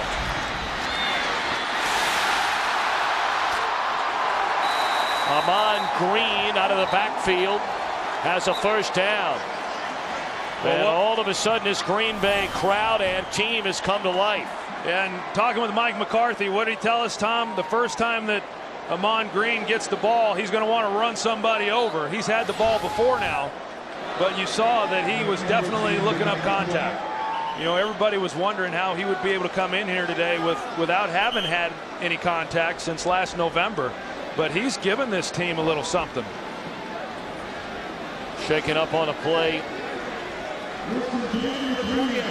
Ray Edwards.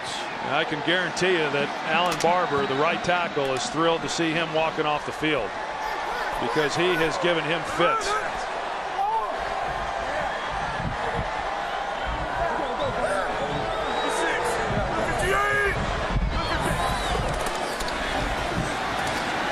Great protection this time, and across the middle the catch is made to the 45, inside the 40, still on his feet is James Jones, just his 7th catch of the year, and that's a big one. Well, they bring in Brian Robinson, Minnesota does, and he's going to then be working against Alan Barber, the right tackle, and he does a good job of giving protection then to Aaron Rodgers, and a little unorthodox throw there by Rodgers, but effective nonetheless. And you've got James Jones then on the crossing pattern, and one of the few big plays they've had here today.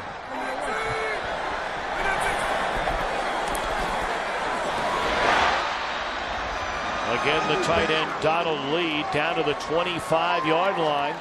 4:45 to play in the third, and Green Bay sniffing points.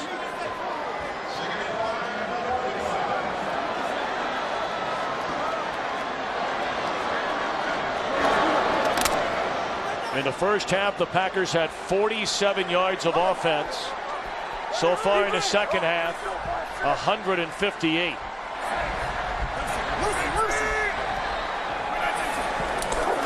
Blitz coming.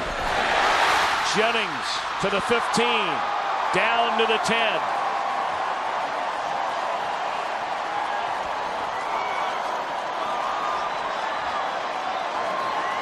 You're going to see that they motion Ryan Grant out of the backfield. They go empty set. What it does is it forces Minnesota then to go to a single high safety. He's going to drop in, and it opens up the throw in behind that then. A good execution there.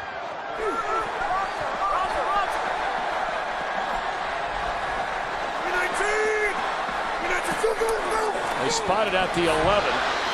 Jennings trying to beat Payman. That's a 5-yard catch.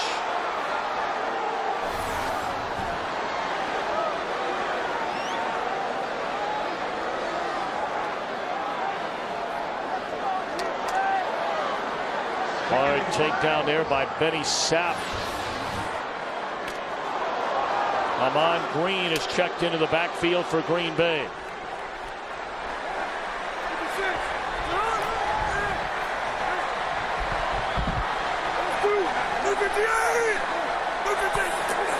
And they give it to him. Third down. They can get a first down at the 1. Injured Packer is the right tackle, Alan Barber.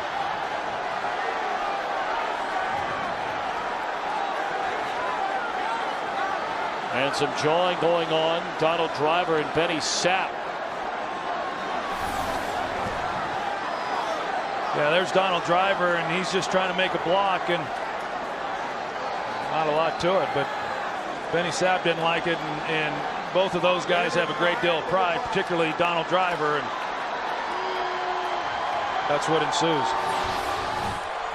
Third down and 4.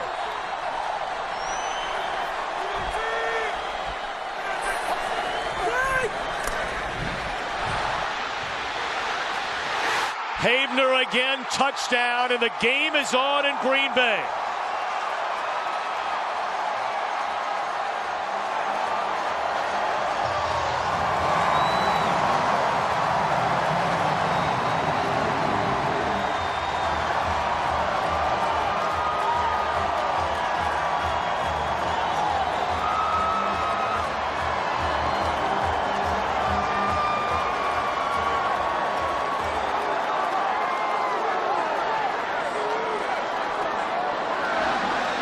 A moment ago, I think everybody in this stadium, perhaps those of us up here in the booth, were wondering if we were looking at a blowout.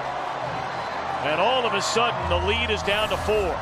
We're going to see Havener here on the slant. He was actually open right from the beginning, but Aaron Rodgers just did not work to him, but he did hang with him once he got flushed out of the pocket. And a nice job by Havener of just sitting it down in the hole. You see him right there. He sees that he cannot continue across the field because Chad Greenway is sitting in the way. And he comes right back out on it, and just a pretty good job for a guy who, as we said, was a linebacker and just started playing some tight end, but he has a great feel for how to get open. Well, he spent parts of 3 years on the Packers practice squad. And you mentioned, I mean, they give him a look on scout team, and all of a sudden, nobody could cover him, nobody could defend him, and they came up with the idea that, you know, why not have a guy that can play defense, play offense, play special teams? That's a versatile and valuable guy, and paying huge dividends now these last 2 weeks. Percy Harvin trying to change the momentum, trying to turn the corner across midfield. And some of that momentum comes back to the Vikings side. This guy's going to be some kind of player. Well, you've got to maintain leverage on a guy like Percy Harvin, and Tramon Williams just got lazy. He was out there in a position to be able to turn him back inside. Instead, he kind of hung there thinking that somebody was going to be able to make the tackle on Harvin. You see him come into your picture, and he loses leverage.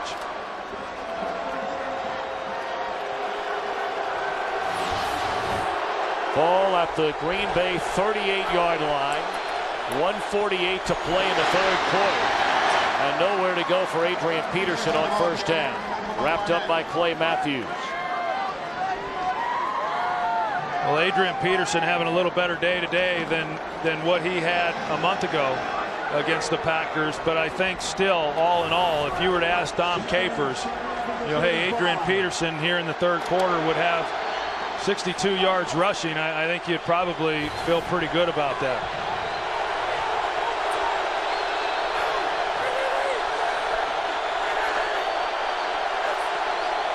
Blitz coming. They pick it up. Favre. Miscommunication there with Berrien. And really, you go all the way back to training camp, where Berrien did not play a single game and never got on the same page with Favre. I'll tell you what, right now, Green Bay's mixing it up on the outside. This is where Al Harris wants to be. He wants to be up in press coverage. Let me play the receiver one-on-one, not worry about what anyone else is doing on the field. And then the Packers also brought the pressure up the middle. And so we've seen some different looks now by Green Bay defensively. And you see here Al Harris is again.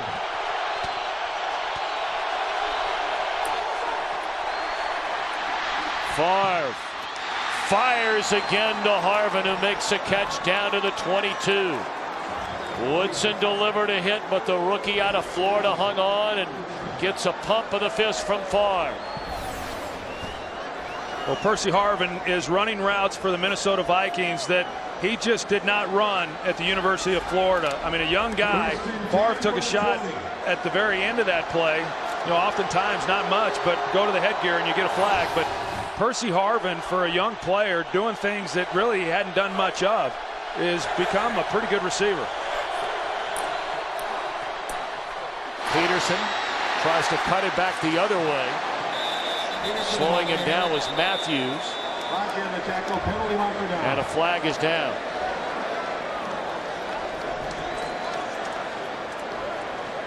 We saw Clay Matthew.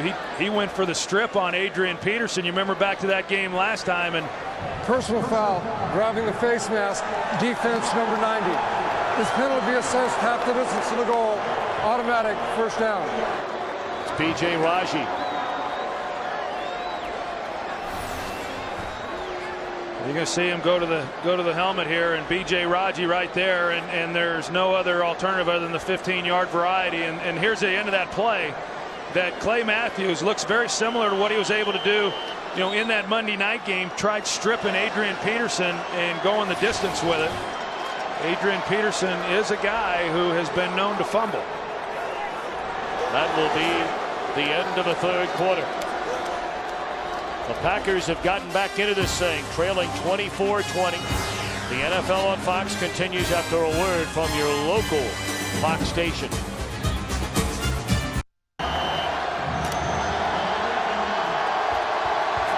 Final stanza set to begin at Lambeau Field in Green Bay. Favre and the Vikings. First and goal after the penalty at the Packer 9. Leading 24-20. Peterson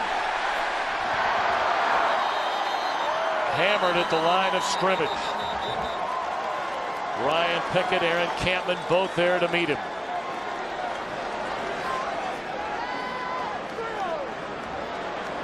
Pickett's played a nice game here today. Well, that was a nice job there on that play of just pushing the offensive line right back into the face of Adrian Peterson.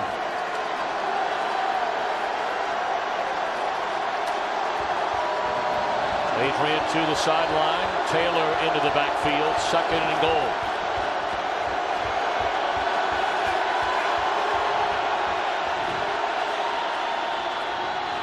Chester Taylor inside the 5 and down to the 2-yard line. Got a good lead block from a 6-time Pro Bowl left guard, Steve Hutchinson. Boy, sure did, and a nice job there of execution by Minnesota. And you know, he gets a little bit of a crease, which is something that we haven't seen a lot of for Adrian Peterson. And you know, Chester Taylor, just such a versatile guy that you can use out of the backfield as a receiver, an excellent runner, and then he's also very good in pass protection.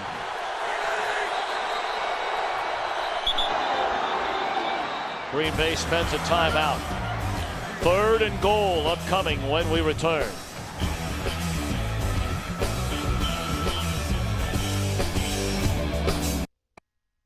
Today's game is sponsored by Visa. Visa debit is easier than cash. More people go with Visa. Buy the newest $5 footlong. Try the spicy buffalo chicken footlong. Subway, eat fresh. And by Bud Light. With the just right taste that's not too heavy, not too light, the difference is drinkability.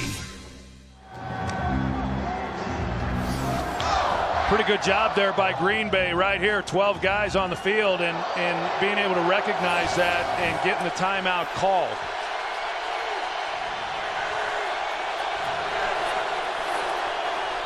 Favre on third and goal. Throws a touchdown to the tight end, Jeff Dugan. Third touchdown pass today for Brett Favre. Yeah, you pack everybody up, make it look like run. Dugan starts from the backfield. You can see him here into the flat. And then it's just a matter of getting everybody outflanked and getting the ball in his hands. And a good throw there by Brett Favre. That was pretty easy.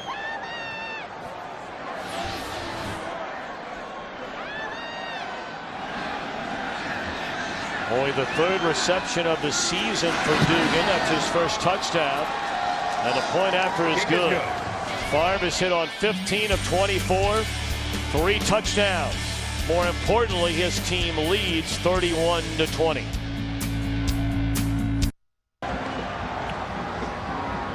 Lambeau Field opened in 1957.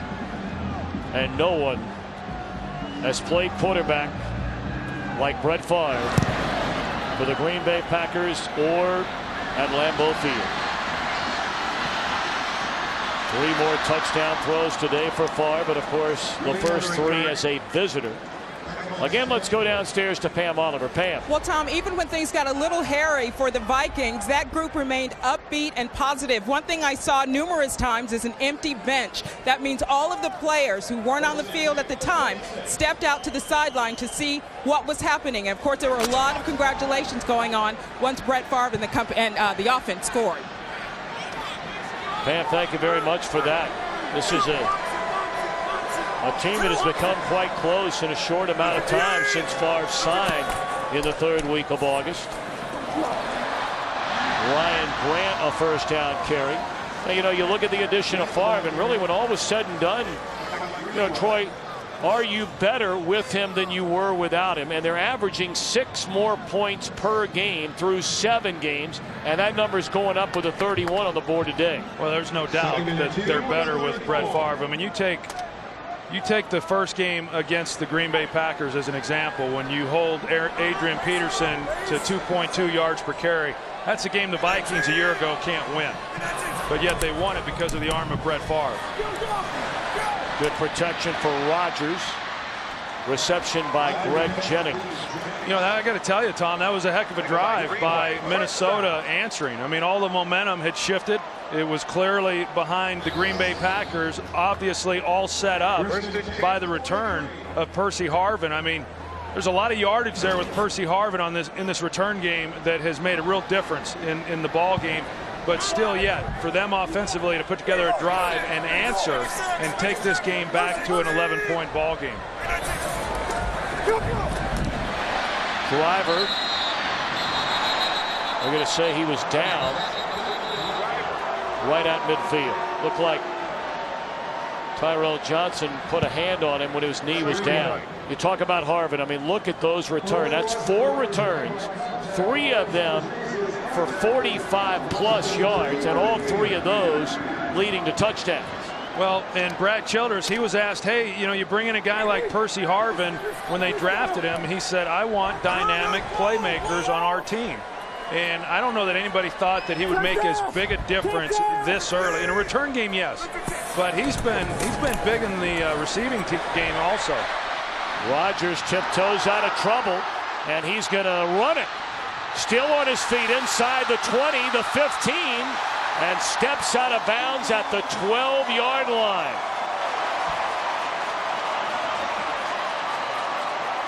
Well, we've talked about it coming in. T.J. Lang making his 2nd NFL start. They help him out a little bit with Donald Lee before he goes out on his route, but good job by the rookie.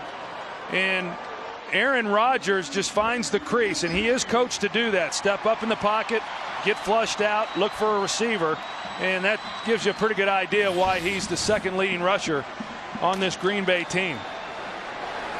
A season-long 35-yard run by Rodgers. They said he stepped out of bounds right at the 15. Out of the shotgun. Batted down at the line of scrimmage by Kevin Williams. Well, there's still a long way to go. Just under 11 minutes to play. Well, this is a good job here by Green Bay. I mean, with this much time in the game, I mean, it's a seesaw battle, and you got to be able to match points when Minnesota goes down and makes it a 2-point or a 2-possession game. But right now, this is pretty good for the Packers. Flint's coming. He gets rid of it in a hurry. Good move by Jennings. Slips the tackle of Pema. And it's down to the 10. It's 3rd and 5. Yeah, that was an excellent job there by Jennings of getting more out of that than what it initially looked like. And that's what we've seen a lot from Brett Favre, throwing it out quick to the receivers. But Greg Jennings starts Pema inside and then is able to get back out and break a tackle. Probably picked up 4 or 5 more yards than what was really there.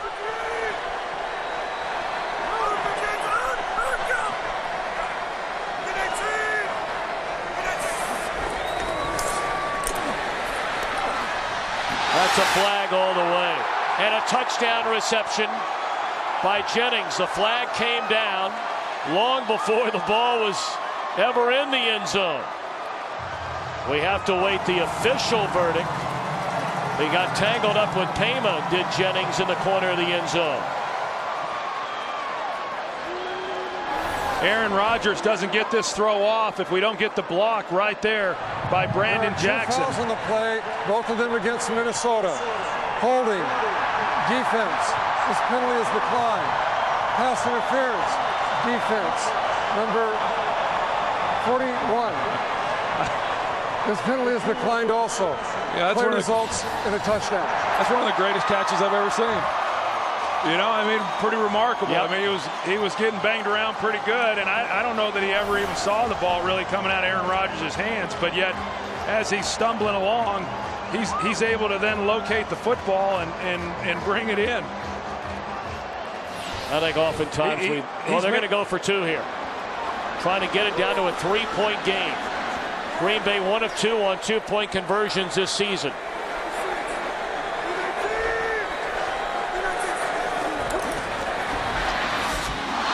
Right through the fingertips of Ryan Grant.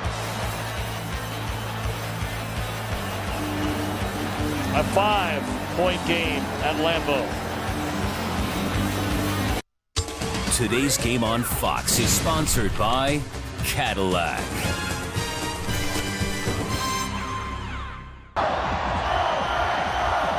Didn't take long, 3 minutes and 9 seconds. 7 plays, 74 yards for the touchdown. And now Percy Harvin, who has been a huge factor, especially in the return game for Minnesota, takes this one from his own 11. Not so fortunate this time. Now here's the 2-point conversion play by Kevin Williams. Didn't see this live, but it actually goes, he almost caught it with his bicep, but it goes right between his arm there, and that's what deflected it just enough to keep Ryan Grant from being able to haul that in. Initially, it just looked, because it was there. I mean, if they were able to make that catch and execute that play, that was a pretty easy 2-point conversion, but a good play by the Pro Bowler. 10:23 to play at Lambeau Field in Green Bay. A 5-point Minnesota lead.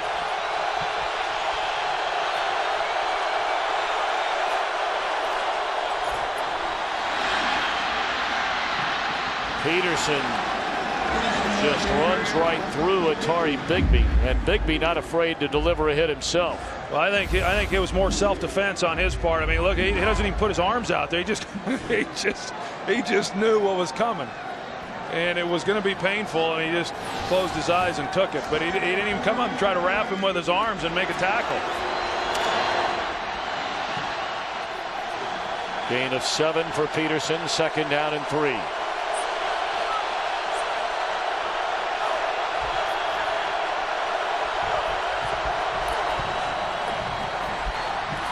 Peterson across midfield and tackled from behind at the 46-yard line. Yeah, Aaron Campman, he actually plays this pretty good, but he was just too slow in reacting. You're going to see him squeeze this. He's going to come underneath and try to make a play there, but he just couldn't get there in time, and then that's the lane. And once you see Adrian Peterson get to that 2nd level, I mean, it's rare that you're not going to then see him get on to the 3rd level. Peterson 21 carries now for 94 yards. 1st down for Minnesota.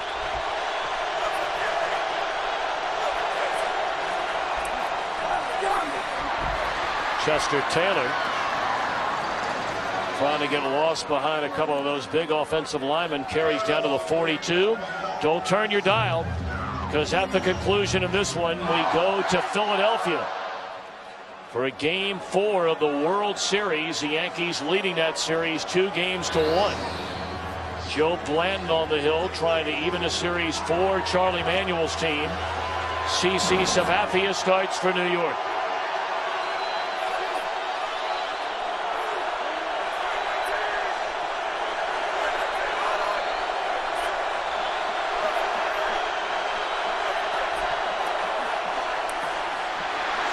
Great protection, then it collapses at the end. Favre could not find an open receiver and took a hit from Matthews. It's one of the few times that we've really seen both Al Harris and Charles Woodson locked up in man coverage. Now they're not coming up and jamming them. They're giving them free releases off the line of scrimmage. But because they were up pressed, they didn't give anything right away then to Brett Favre, and then that was Matthews coming around the backside and able to make the play. 3rd and 6.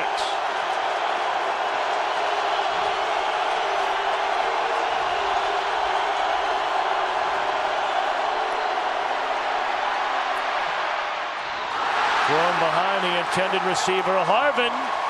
So Green Bay will get the football, trailing by 5. It was Matthews and Jenkins applying the pressure that time. Well, and they did it with a 4-man rush. I mean, this was the difference. They got pressure on Favre. He was open. You're going to see Harvin is open there in the hole, but because of the pressure, then it's a throw that's behind him. That's one of the few times they've gotten to Favre with pressure with just a 4-man rush.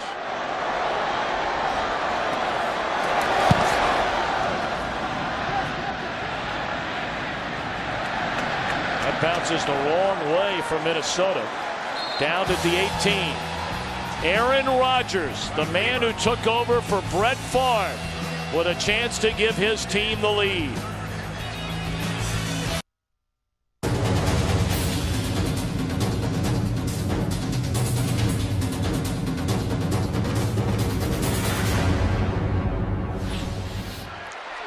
Turning into the kind of game we thought it would be before kickoff. One-sided in the opening half in favor of Minnesota. Green Bay's had the ball 4 possessions in this half and scored on every possession. Breaking a tackle is Kuhn, and he's out to the 34. Boy, he's a load to bring down, is Mr. John Kuhn. A pretty impressive second half here by this offensive line and the protection that they are now affording Aaron Rodgers. You know, good coverage again, much like what we saw there in that first half by this secondary for the Minnesota Vikings. But because he had time, he was then able to come underneath to Kuhn and make it a positive play.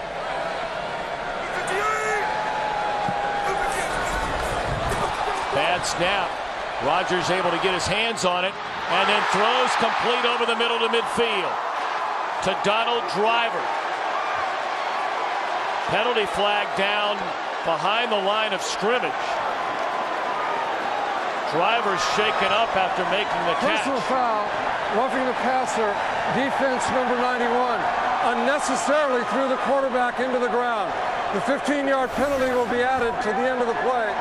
First down. And it starts with a bad snap by Scott Wells, and you know, just an excellent job there by Aaron Rodgers of keeping the play alive and being able to find Driver. And there's the hit by Ray Edwards. You know, I don't know. I mean, the official made that sound like it was pretty serious. I mean, he just came in and made a tackle. I don't know what a penalty is anymore on a quarterback, but good execution there by Green Bay and Donald Driver being able to make that catch. Well, they're still taking a look at Driver. He has been such a huge weapon, a 3-time Pro Bowler. Surpassed Shannon Sharp this season to become the franchise's all-time leader in career receptions.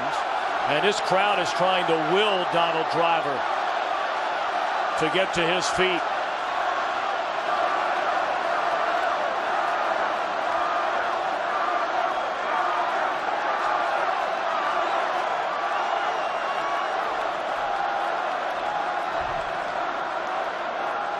Well, I can tell you this, if there's any way that Donald Driver can get back out on that field and play, he'll play. He's one of the most competitive guys in all of football. One of the toughest guys as well.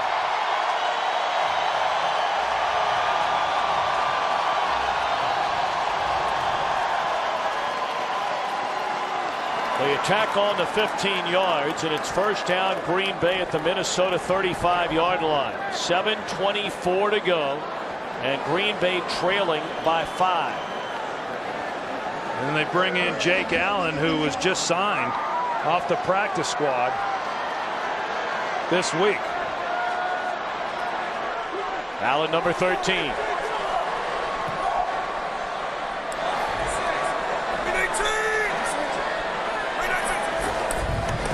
Blitz coming. Rodgers gets it away. And Jennings slips a tackle and turns it into a 9-yard pickup. You know, Jared Allen this time tries the bull rush on T.J. Lang, and he holds up pretty good.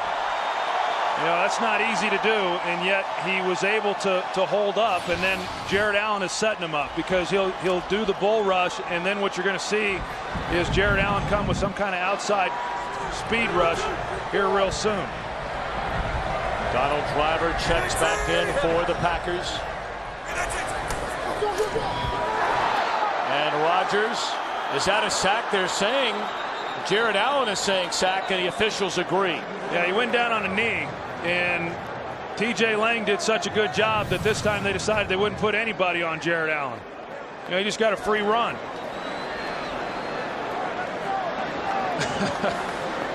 Obviously, that's not what was drawn up. I mean, I knew a speed rush was coming, but I thought at least somebody would try to slow him down.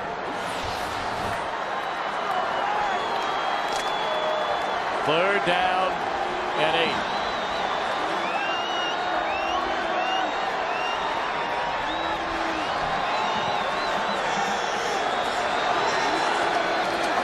Blitz coming again. They pick it up. Rodgers to Driver, and nearly intercepted by Benny Sapp.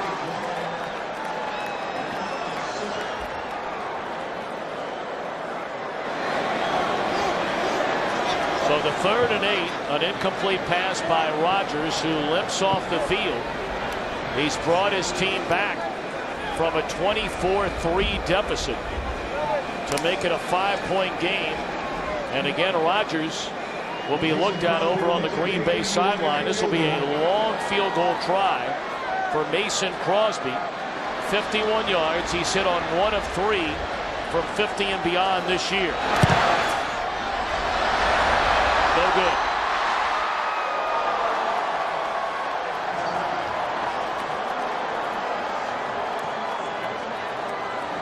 We thought early on this would turn into a blowout.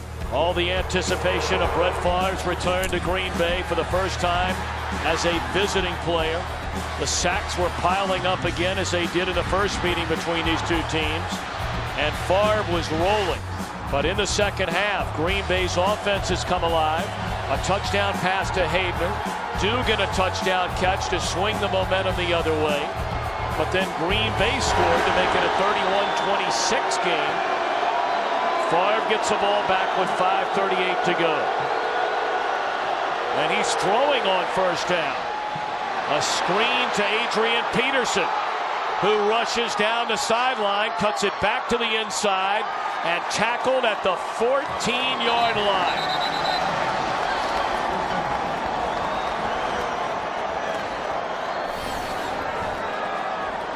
You know, once Adrian Peterson gets to the outside and the offensive line doing such a good job, Steve Hutchinson, the left guard, he's the one who really sealed it all off and kept anybody from being able to get in pursuit of Adrian Peterson until he was well down the field. A 44-yard gain.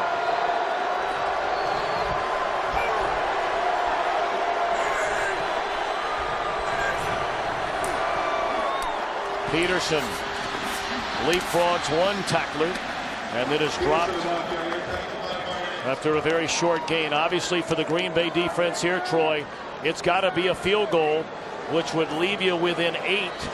Touchdown, 2-point conversion, a tie. Yeah, because if you look at the clock and you say if this becomes a 2-possession game for Green Bay, I think they're going to just run out of time. So, this is critical for Green Bay to hold them to nothing more than a field goal attempt.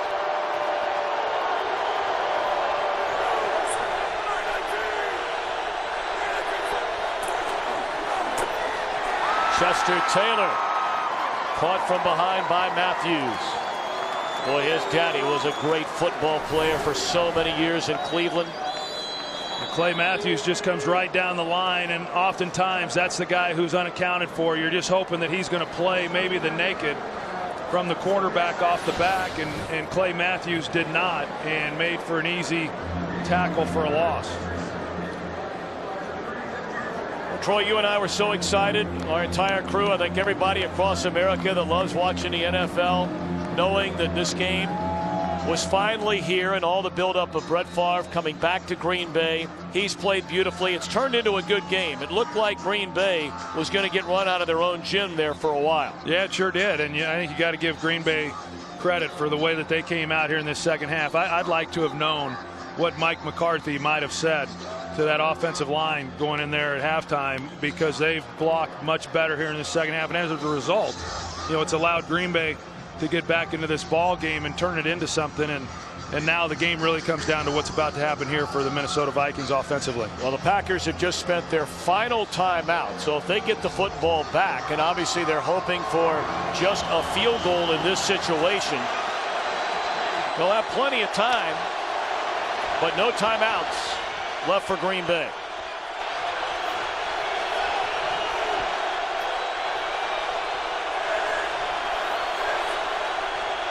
Favre, a short drop. Catch is made and close to the end zone. Touchdown, Bernard Berrien.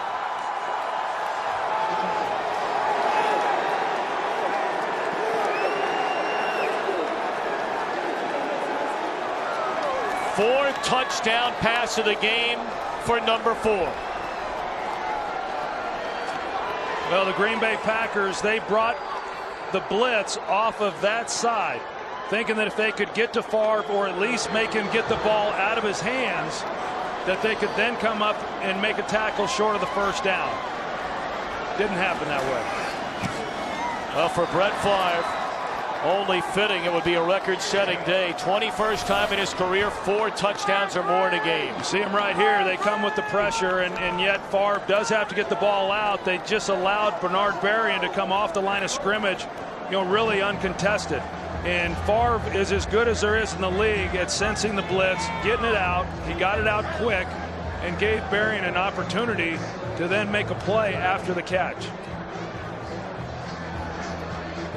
With the 21 games of 4 or more touchdown passes, Favre has tied Dan Marino for the most such games in NFL history.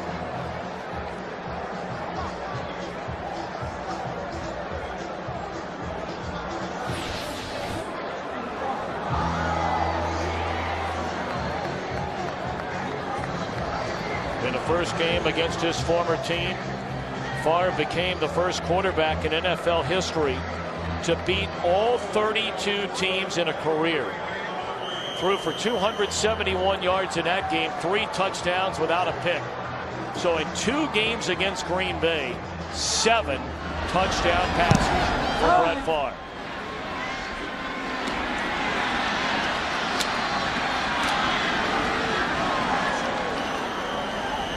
Lamont Green to the 26-yard line. Don't forget, stay tuned for the OT presented by Lowe's. And that will carry you right up to World Series action from Philadelphia, Game 4. The Yankees and the Phils. It's really not all that surprising, is it, Tom, that he's done what he's done against the Green Bay Packers this year. I mean, he's always, throughout his career has had a real flair for the moment. And I think anybody who has followed Brett Favre, I can't imagine anybody that hasn't, fully expected him to come out here tonight and play well. Rodgers had an open receiver, but boy, did he take a hit from Jimmy Kennedy just as he threw the football. And Rodgers telling the training staff, don't even bother. Yeah, right at the end of this, you're going to see it as he gets it right up the middle. And Second and 10. Jimmy Kennedy, and you know, those are the kind. There's a lot of hits on a quarterback that don't hurt as bad as what they might look. That's not one of them. When you're stepping into a throw and you're taking a helmet right to the midsection.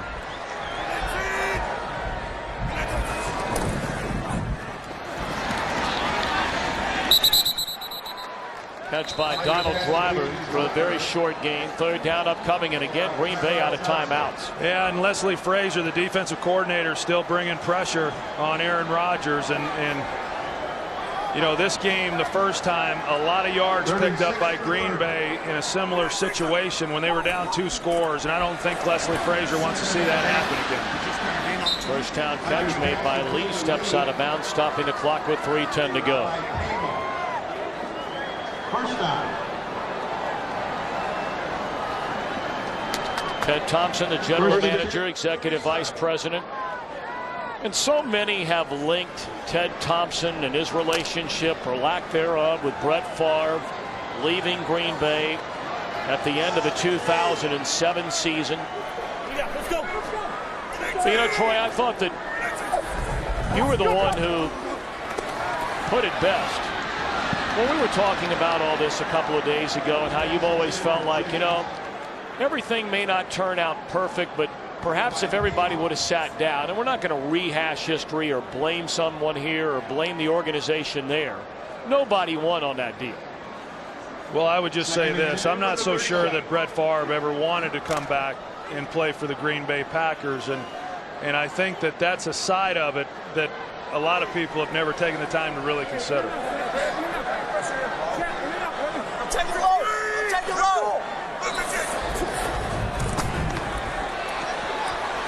Rodgers throws, and it's incomplete. He had an eye on Jennings, who is well covered by Carl Payma. There is a penalty flag down, or no, an injured player down, I'm sorry, and it is Jennings. No flag on the play.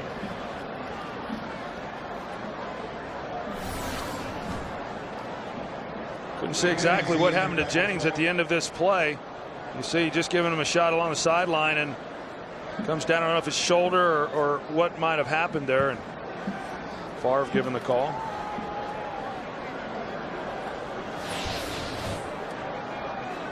You know, the legendary baseball broadcaster Harry Carey used to say to me regularly when we worked together for many years in Chicago, there's 3 sides to every story, Tom. Your side, my side, and the truth. And I'm not sure if anyone is ever going to know the entire story, as it appears Jennings is okay, of why Brett Favre was not a Green Bay Packer at the end of 2007. But hopefully a night like tonight is a night where everybody can just move on, because the full circle has now been completed. You see him in a Vikings uniform. He plays the Packers in Minnesota. He comes here and plays the Packers at Lambeau Field. Life will move on. Well, I think that sounds real good. I'm not so sure life just moves on for the Green Bay Packer fans.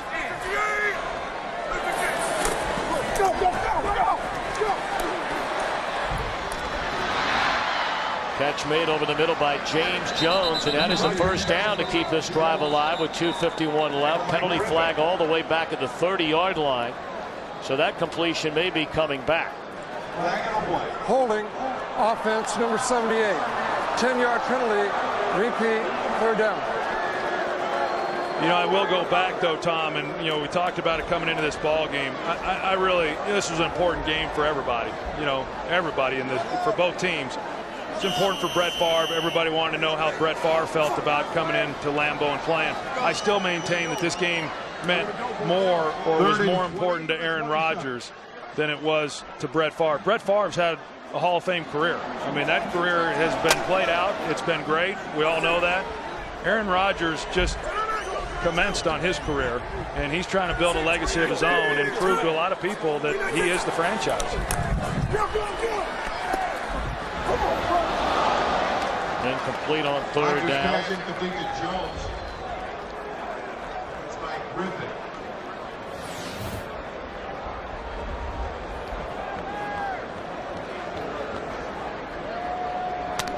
Favre had something to say there to Greg Jennings when he got up to walk off the field that brought a laugh. And you know, I know that Brett sure thinks a lot of Greg Jennings and really a lot of these guys with this team. Greg Jennings played well for old number 4 when they were on the team together. Rodgers on 4th down. Lets it fly incomplete, and that ought to do it.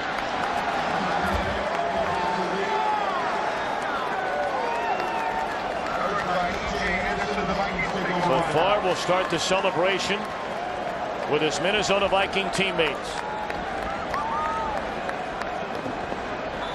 Well, I know when we visited with him the other day, and he, you know, he didn't really want to commit too much as to what this game meant. And I think the big reason was because he was afraid of putting too much of an emphasis on this game.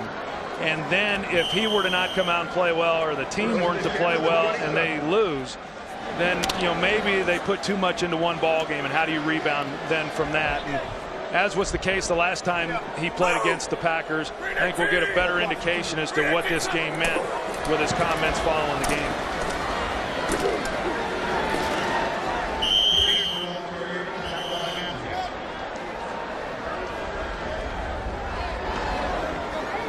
Well, Minnesota 2 minutes and 20 seconds away from a 7-1 start, their best start since the 2000 season.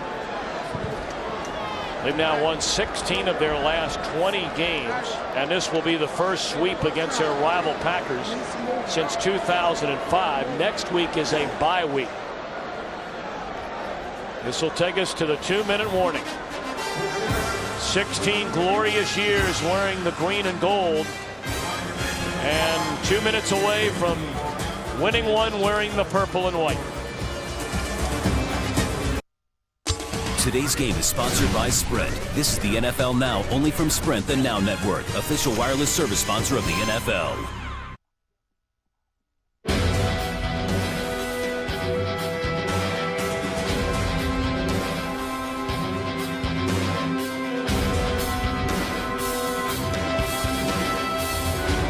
Brett Favre 2 minutes away from leading the Vikings to a season sweep over his former team, the Green Bay Packers. You know, Troy, when we come to these cities, you read the local newspapers, and clearly the coverage of Favre coming back here during this entire week and all the way through the Sunday papers today.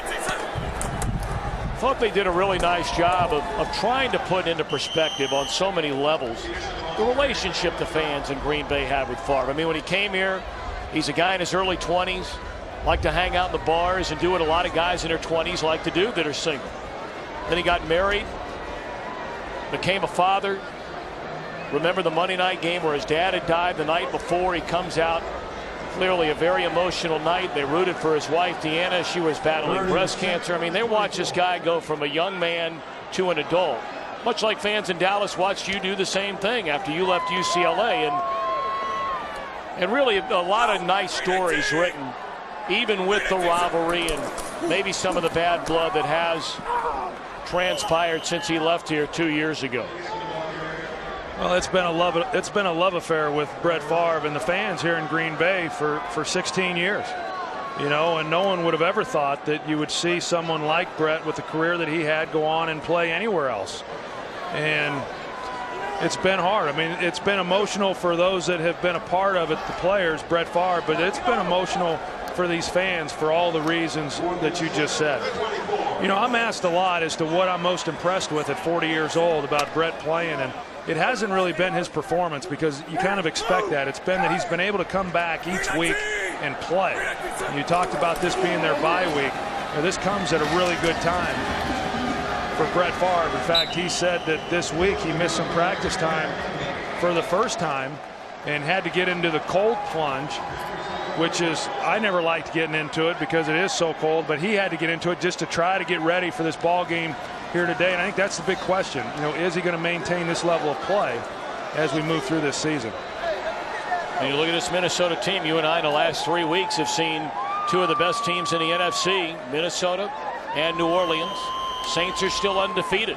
Could you imagine those two teams getting together in a dome Well, I will tell you that, now having seen the Vikings and also having covered the Saints this year, I think the Saints, as we sit here tonight, are the cream of the crop in the NFC. We're down to only 2 unbeaten. Matt Flynn takes over at quarterback.